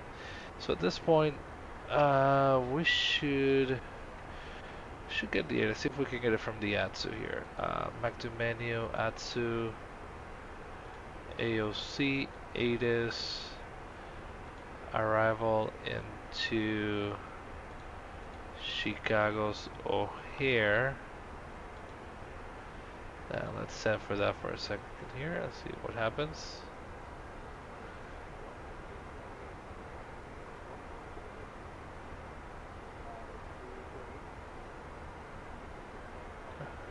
Let's see. ATIS. Our information: India 220, 12 gusting, 18, 5 miles, light rain, mist, view 1400, broken 6000, overcast 8500, temperature 170.5, altimeter 295.9. Arrival expect vectors: ILS runway 27 center, ILS 27 right, ILS 28 center. Alright, so let's see. 27 center, 27 right, and 28 center. 27 center, 2 right, 28 center, 27 center. I think we're gonna get to 7 center, honestly. So I'm gonna go ahead and plan for 27 center approach.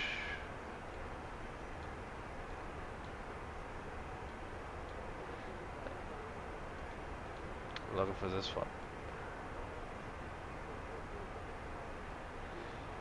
27 center.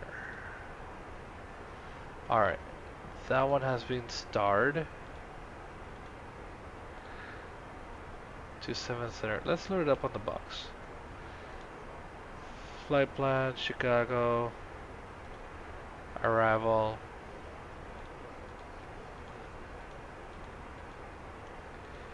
ILS 27 center via Vogler bonnet.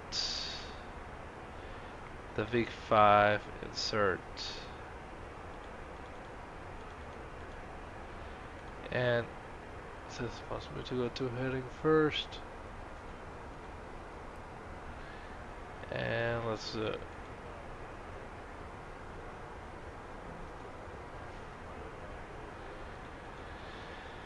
no nav intercept because let's see, what is it doing? This always makes a mess. So let's go direct to bonnet. Insert, there we go. Okay. Now we're going to bonnet. Down to 7,000. And I'm pretty sure it's gonna be they have to give us a different arrival because the VIC-5 lands east, we're landing west, so I'm sure that might eventually change us for the is it the Turtle? No, not the Watson. The Watson's what it is, yeah, the Watson.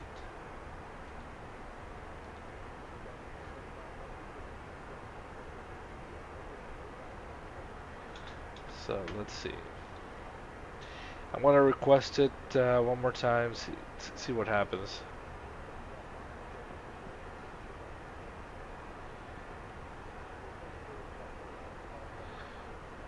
Alright, let's request it here real quick. Oh.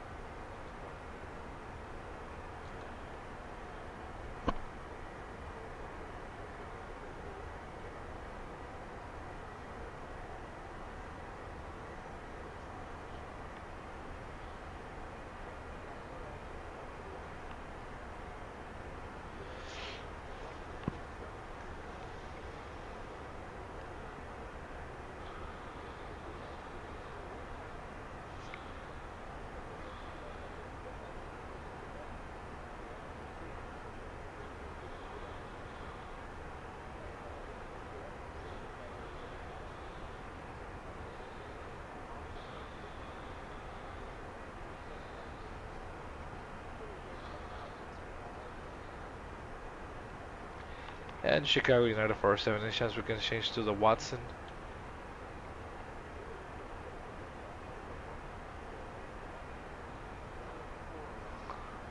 Alright, change it to the Watson 4 United 407. Okay. Let's change it to the Watson.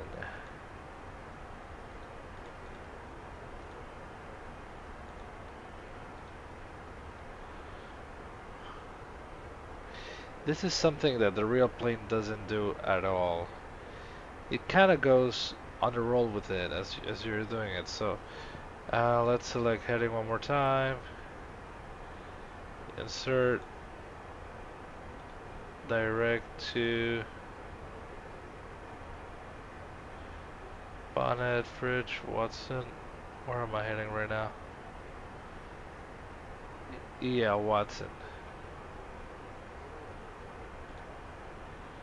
Watson insert.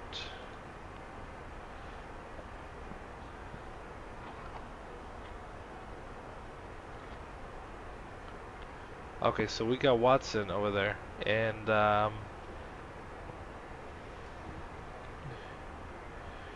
we're heading there.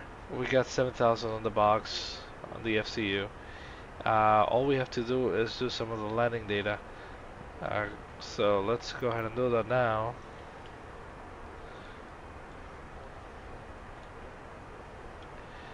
Chicago, let's say 27 center.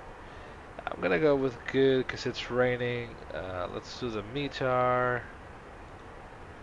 Yep, 956. That's a bit. Current weight is currently 108,400 pounds. 108. Low auto brakes, idle on reverse man, landing flaps full auto throttle on.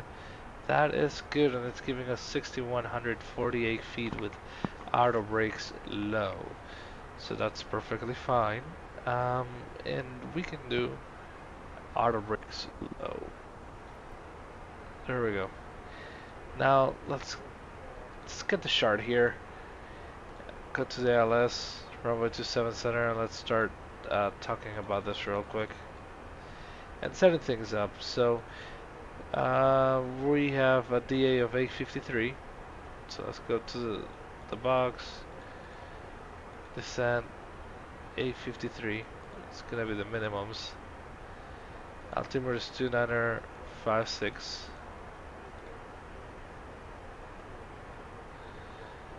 2956. Let's take a look at the arrival meter. 140 at let me refresh it.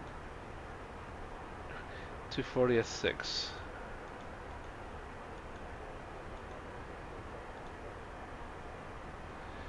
46, 5 miles, light rain, mist, view 15, broken 37, overcast 55.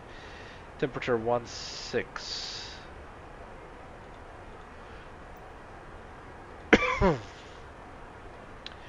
Alright, so this is all set up. The box is pretty much set. And let's bring up the arrival.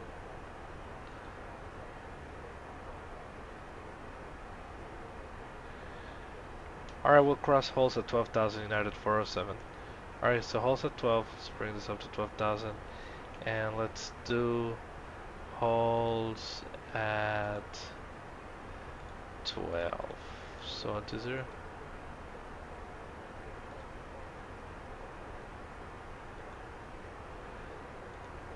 Holes at 12. There we go. Like it.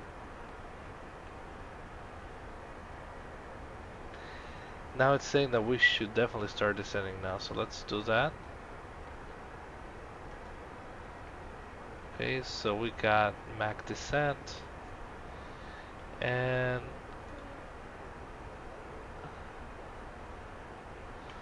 there we go. We are in the process of descending. Our chart says that the frequency will be 111.9. Final first course 273. We're gonna cross 3 school at 2200. And then we're going to continue down on 3-degree glide slope to a minimums of 853 feet. Let's turn on the LSS.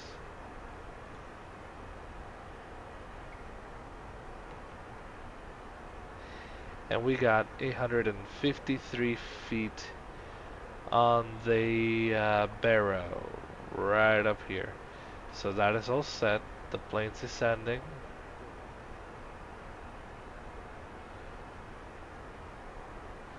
It's pitch dark out here because I think we're coming up on the over Lake Michigan almost.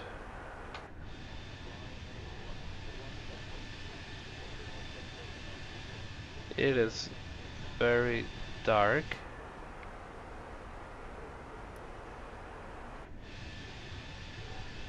And for some reason the tail lights are not working.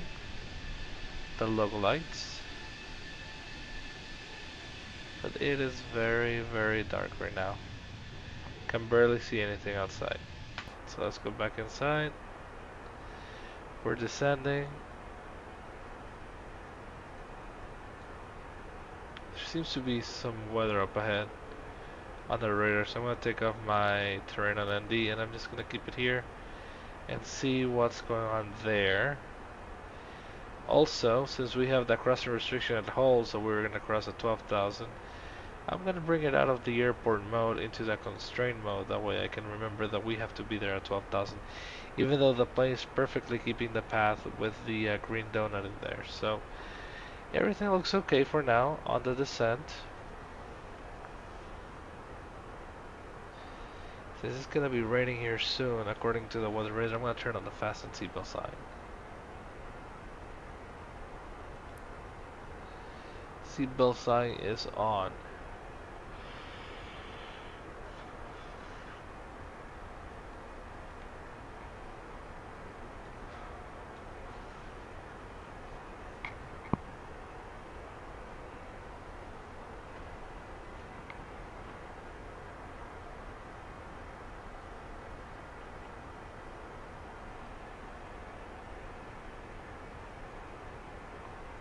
Should probably start turning off the dome light up here.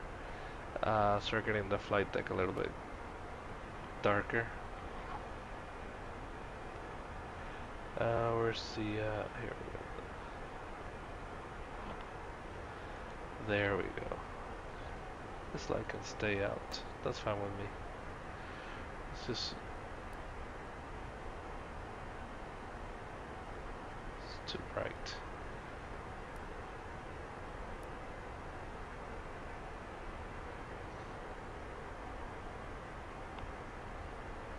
I'm gonna have to turn this on just to get some light under here. I can barely see anything outside. Seems like it's raining like crazy down there.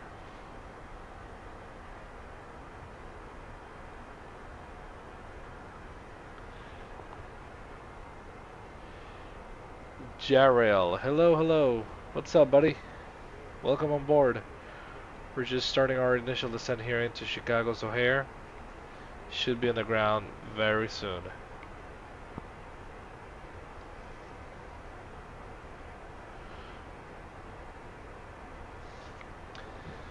Just surprised we can't see anything outside at this point. Like, no city lights, no. Oh, but I can see the clouds. Oh, look at that.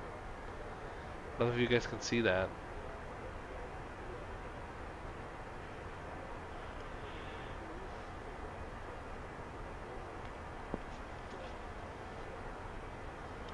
Alright, we're passing 18,000, so I'm going to start bringing up some lights here. Wing lights, turn off, and landing lights are on. This is how they look on the outside. There we go. That is amazing. And you can see them right there out front. And the altimeter was 2956, I believe.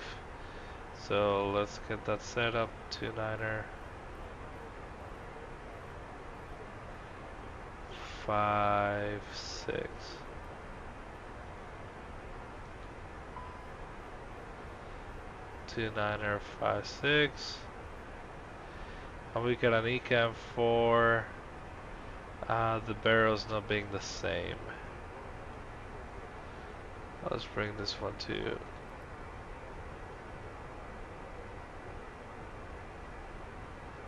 5.9 now. So 5.9er,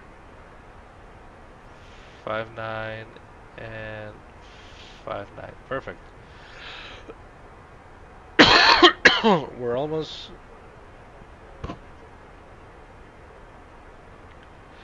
Vectors ILS 27 center approaching out of 407. Alright guys, we're almost there. Just a couple more minutes and we should be there. Well, I'm glad you're doing good, Jarrell. Welcome aboard. We're landing here soon, so make sure you buckle up, buddy.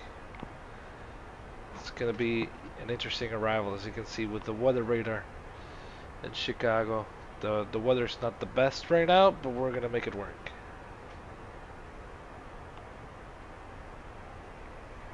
Trying to get my seat. Okay, there we go. The seat is good now. Alright, I can start seeing some lights down there. They're starting to flicker here and there.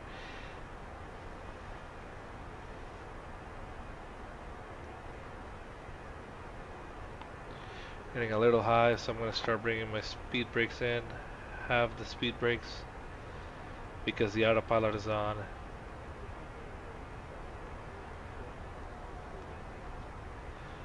Okay, there we are, 12,000 a hold. Speed alt star.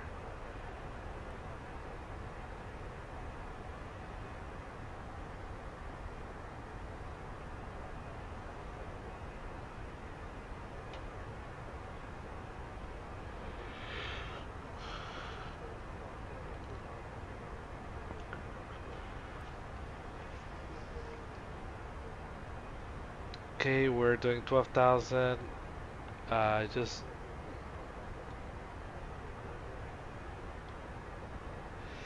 300 down to 7,000 out of 407. Alright, 300 on the heading and down to 7,000.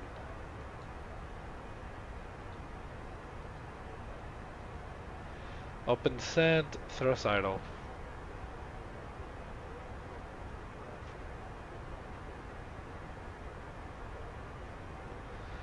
300, it seems like they're gonna bring me somewhere around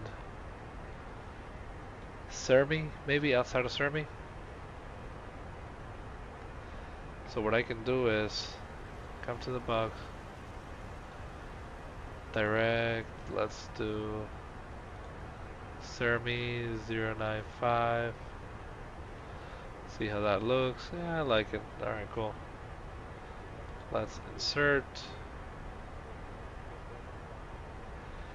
and still grab the heading. There we go.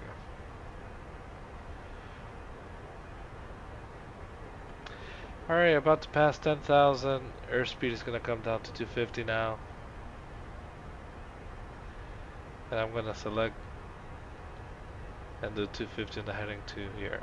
Speed 250.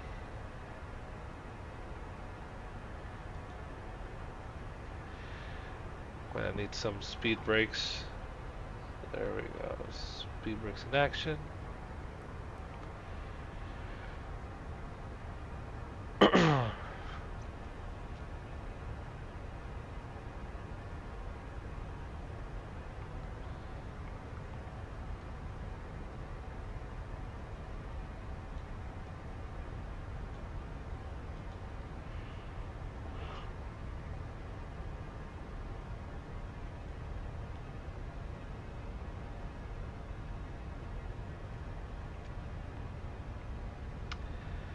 Alright, we're at 250 knots. Speed brakes are gonna come up. And we're descending through 9,500 feet. Heading 285, United 47. 285 on the heading.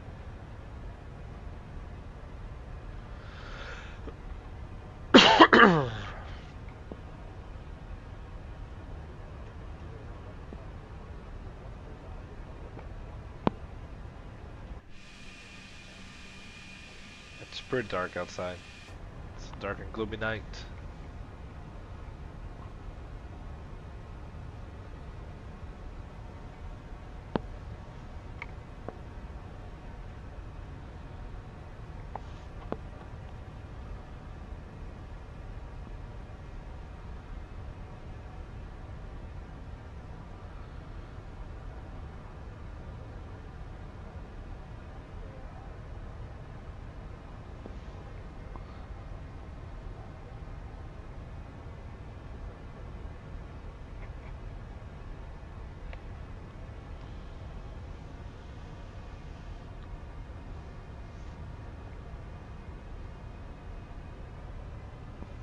Alright, 8,000 descending 7,000. Just 1,000 feet to go.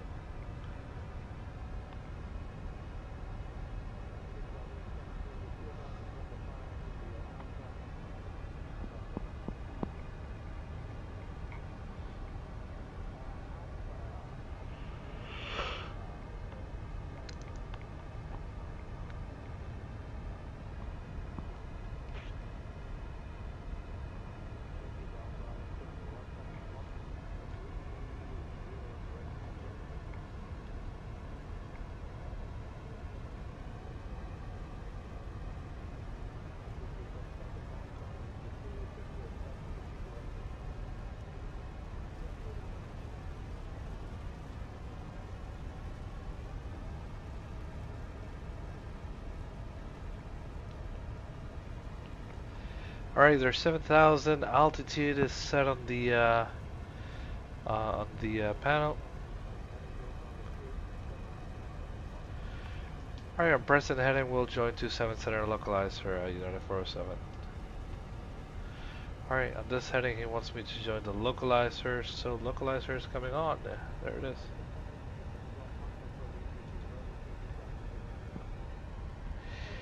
I think we are eventually going to need a lower altitude, because on this heading we should be joining somewhere around MERV at 5,000.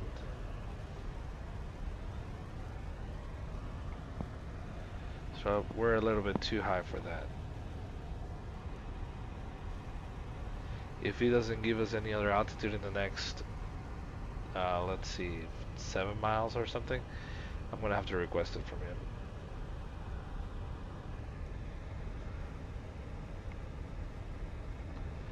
We're coming up on the chart. Well, I'm gonna request a lower altitude from him. Any chance lower for United 407?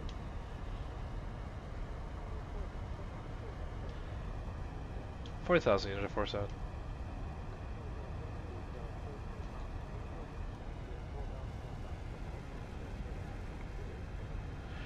Alright, maintain 4,000 until established clear for the ILS 27 center approach United 407.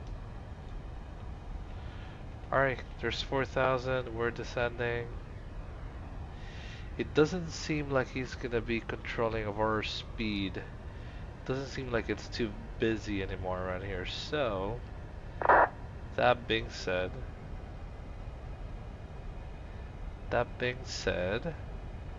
I have full authority of my airspeed. That is something that happens at the bigger airports. They will control your airspeed even from hundreds of miles away, but you basically don't change your airspeed until they tell you so. Let's put some speed brakes down.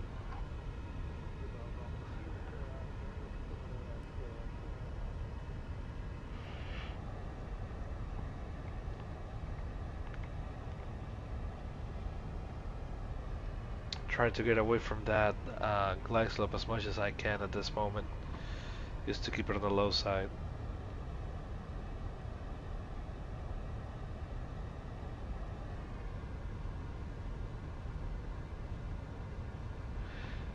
As you can see, I have a really good gap between both hockey sticks here to decelerate from 250 knots before I start descending again.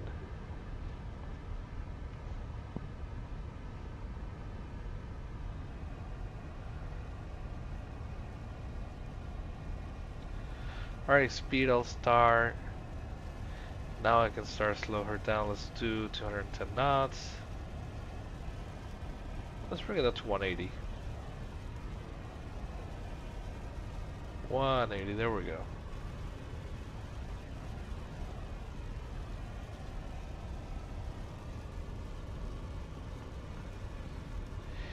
Alright, log star altitude, and we can click the approach button at this point, turn on both autopilots. So we got log star, Cat3 Delta Pilot 12, there's localizer. Alright, we have flaps 1 speed, so I'm going to bring flaps 1. There it is, flaps 1.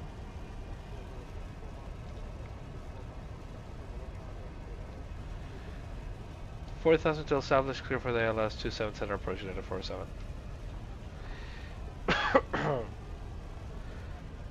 Alright, there's some lights on there. Are we gonna see a runway soon here? Let's see.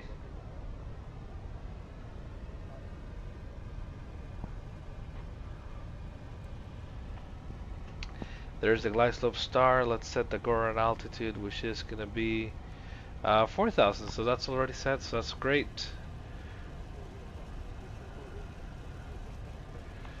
27 center clear line at 47. Alright, let's turn the taxi light on since we're clear to land. There's the glide slope. We're under S speed, so we can do flaps 2. It's looking pretty good, guys. Pretty good.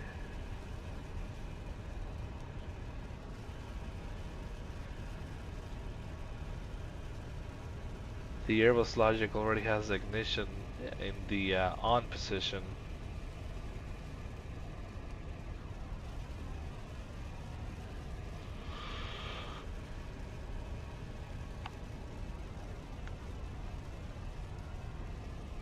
Let's bring the lights down to them. There we go. Perfect. There's 2,500 on the airspeed. I'm going to start managing my speed here. Boom.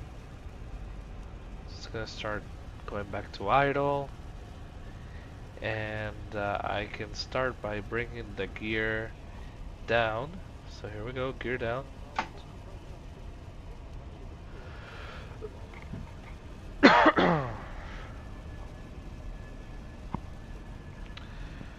Alright, gear's coming down, and we got 3 greens. So arm the speed brakes, they're armed. Flaps 3.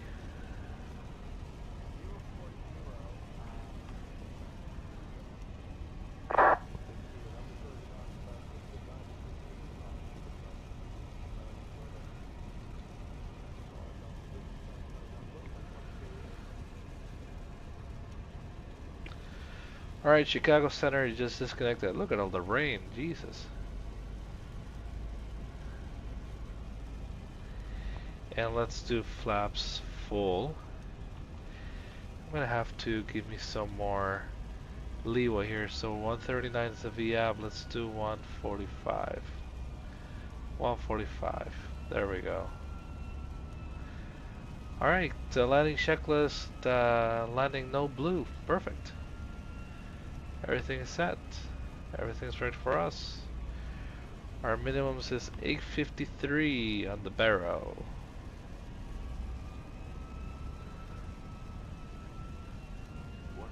There's 1,000 feet. We're clear to land. I can start seeing some lights.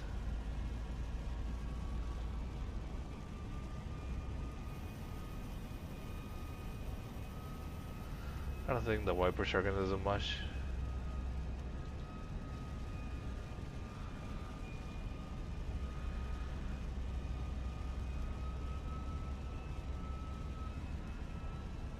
Wow, we're really coming down to minimums here. But I can see my leading lights, so autopilot's coming off. There's my runway. I have full control. Cat 1.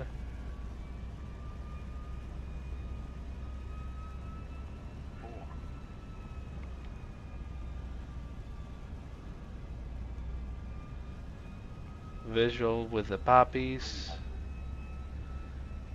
2 white, 2 red. We're doing fantastic. A little bit high now, so I'm gonna bring the nose down a little bit more. Just minimums landing.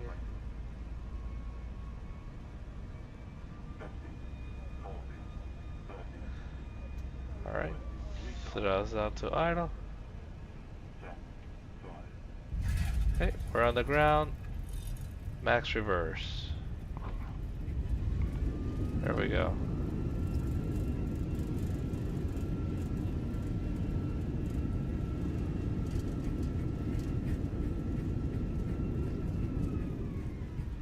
Idle reverse. 80 knots. chrono. Let's get it started.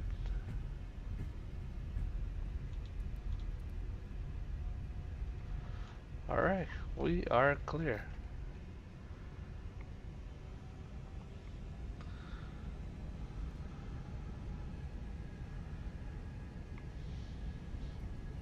Now we gotta exit the runway. It's probably the hardest part.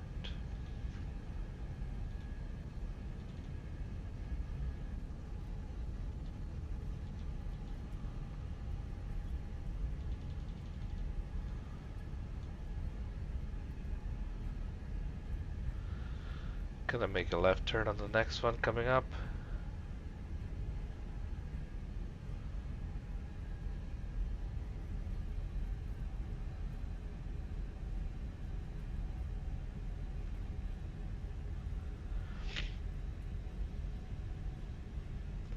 This is Foxtrot Foxtrot as a 90-degree turn, so we better slow her down.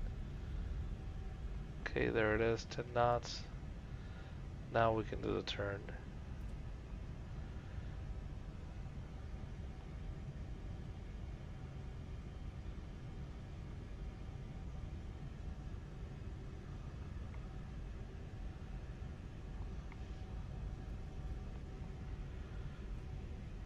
Alright, there's Foxtrot Foxtrot. We go all the way back to taxiway Bravo, all the way to the end. This is the way Chicago likes operating.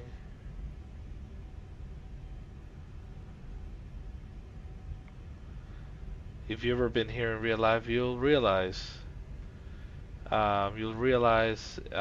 Chicago makes you go all over the airport just to get to your gate. So let's start bringing the flaps up. So flaps are coming up. Speed brakes disarmed.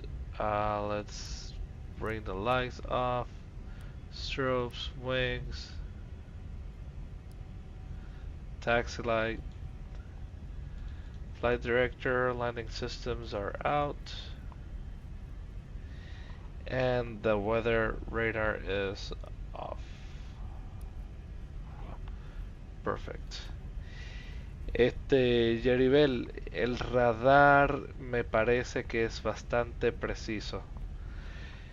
Me gustaría verlo de día en el simulador, a ver qué tan preciso es, pero me parece bien similar al del avión de verdad.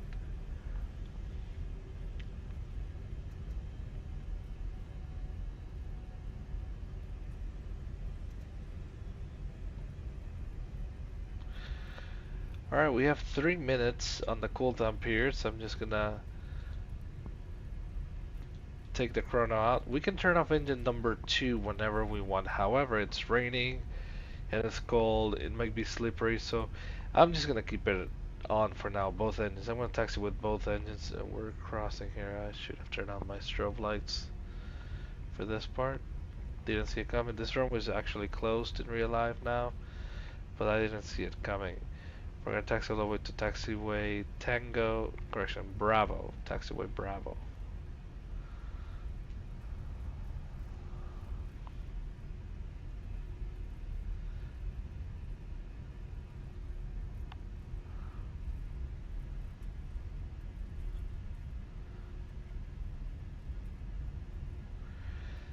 This is fantastic. Look at the lighting inside this plane. I mean, doesn't it look gorgeous?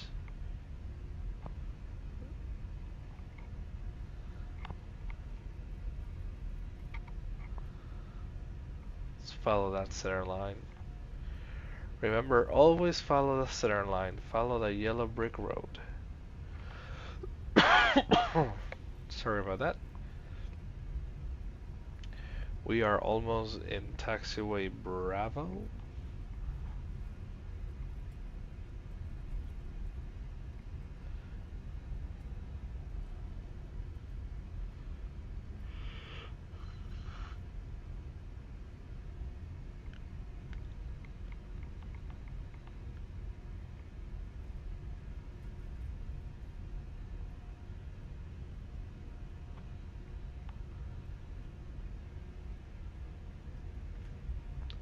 Bit of a turn right here.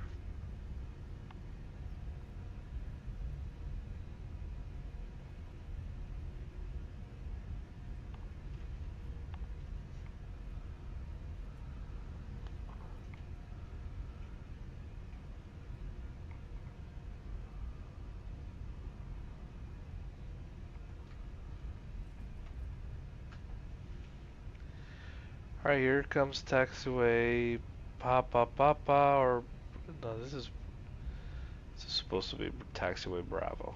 Okay. It's gonna be a right turn and across the runway, so let's turn on the wing lights, the landing lights, and the strobes. Because we're gonna cross a runway.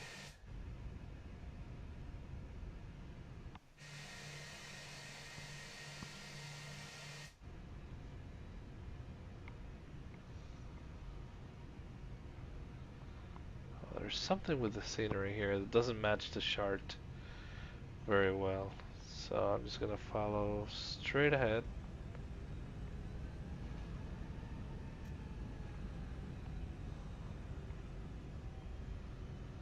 Did they change this in real life? I don't think so.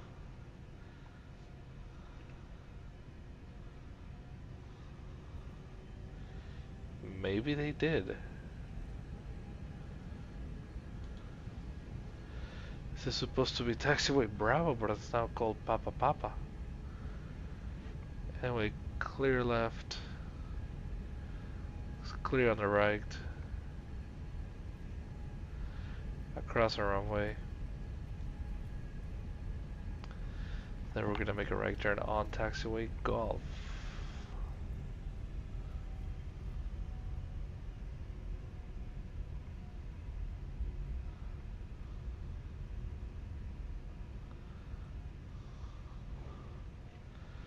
Alright, there is taxiway Golf.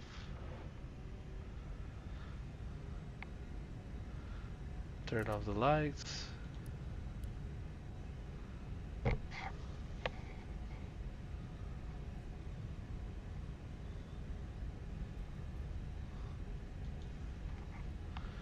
gonna start firing up the APU.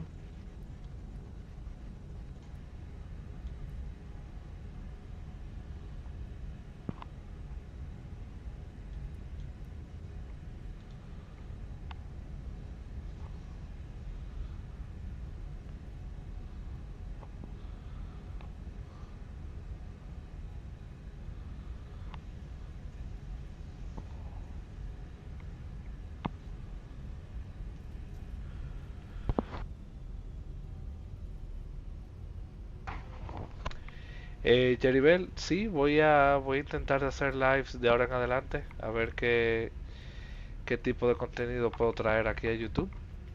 Me gusta la idea porque me gusta el Flight Simulator, so I'm gonna try it. I'm gonna see how it goes.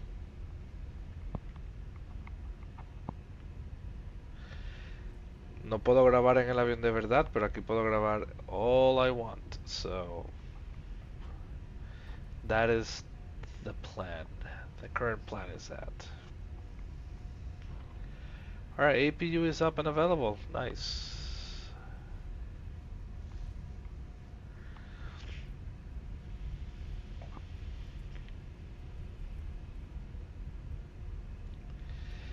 Jarrell, yes, this is Chicago. This is usually what happens. Usually it's way longer than this. But they like sending you around all over the place to get to your gate. It is insane, and it's just the amount of traffic around here, and that's the way it is, and that's the way we think all the time. Every time we have to taxi around here, we're just thinking this is way too long. But hey, it's what it is, you know. We're gonna park on this gate right here. Every time I taxi around here, I usually see Airbus or CRJs parked here. So let's grab this spot. This is a good spot. Let's turn off the taxi light.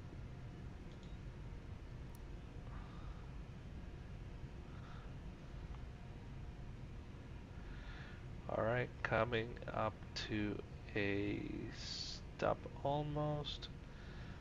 Let's call it right there. Let's set up the brakes. Alright, brakes are set, pressure 0. APU is available, so we can go ahead and shut down both engines. Turn off the fuel pumps. And turn off the aiders. There we go. We can turn on the flat light. Flat light is on.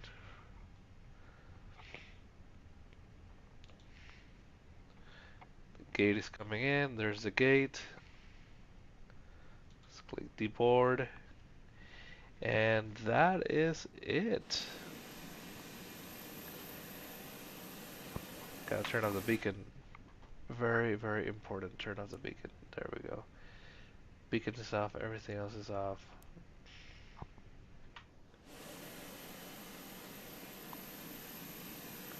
Alright. Here we are in Chicago.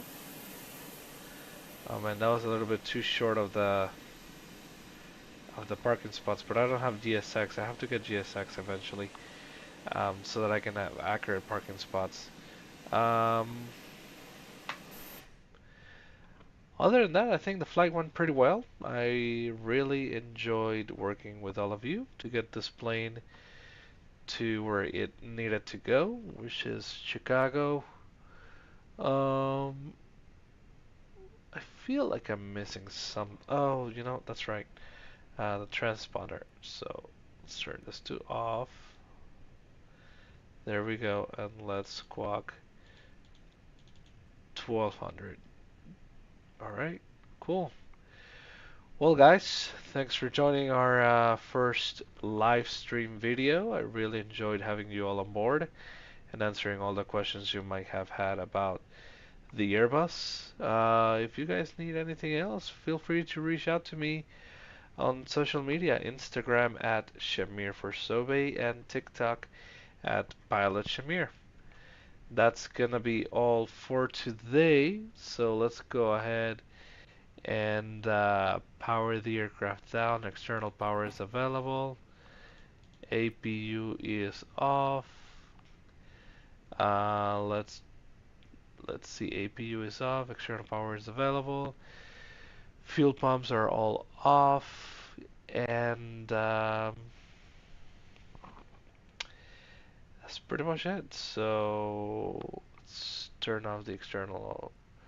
Turn off the batteries and the external power. The only thing that will remain on is a green avail light on the external power. So let's see. Yep, pretty much everything is off. And all we have is a green avail light up in the overhead panel. That's usually what I do when I fly this plane. I kind of stand out here before heading out, and I take a fairly good look at the flight deck. If I see anything on, then that means that I'm missing something. The only thing that should be on is the green available light on the external power switch. Alright, let's see if we can open up the door. Alright. There it is. Everybody's out. There is a way, believe it or not. No, why do you close this? Don't close this. There is a switch up here. This guy. That technically speaking, by flipping it gives the FAP, the flight attendant panel, control of the lights on the back, but apparently it's not very well modeled on this one, so unfortunately cannot leave the lights on. Let me try one more time. Nope, not working. Well guys, have a great night everybody. I hope you all enjoyed this. I really did. And we'll see you on the next streaming. Maybe next weekend, we'll see.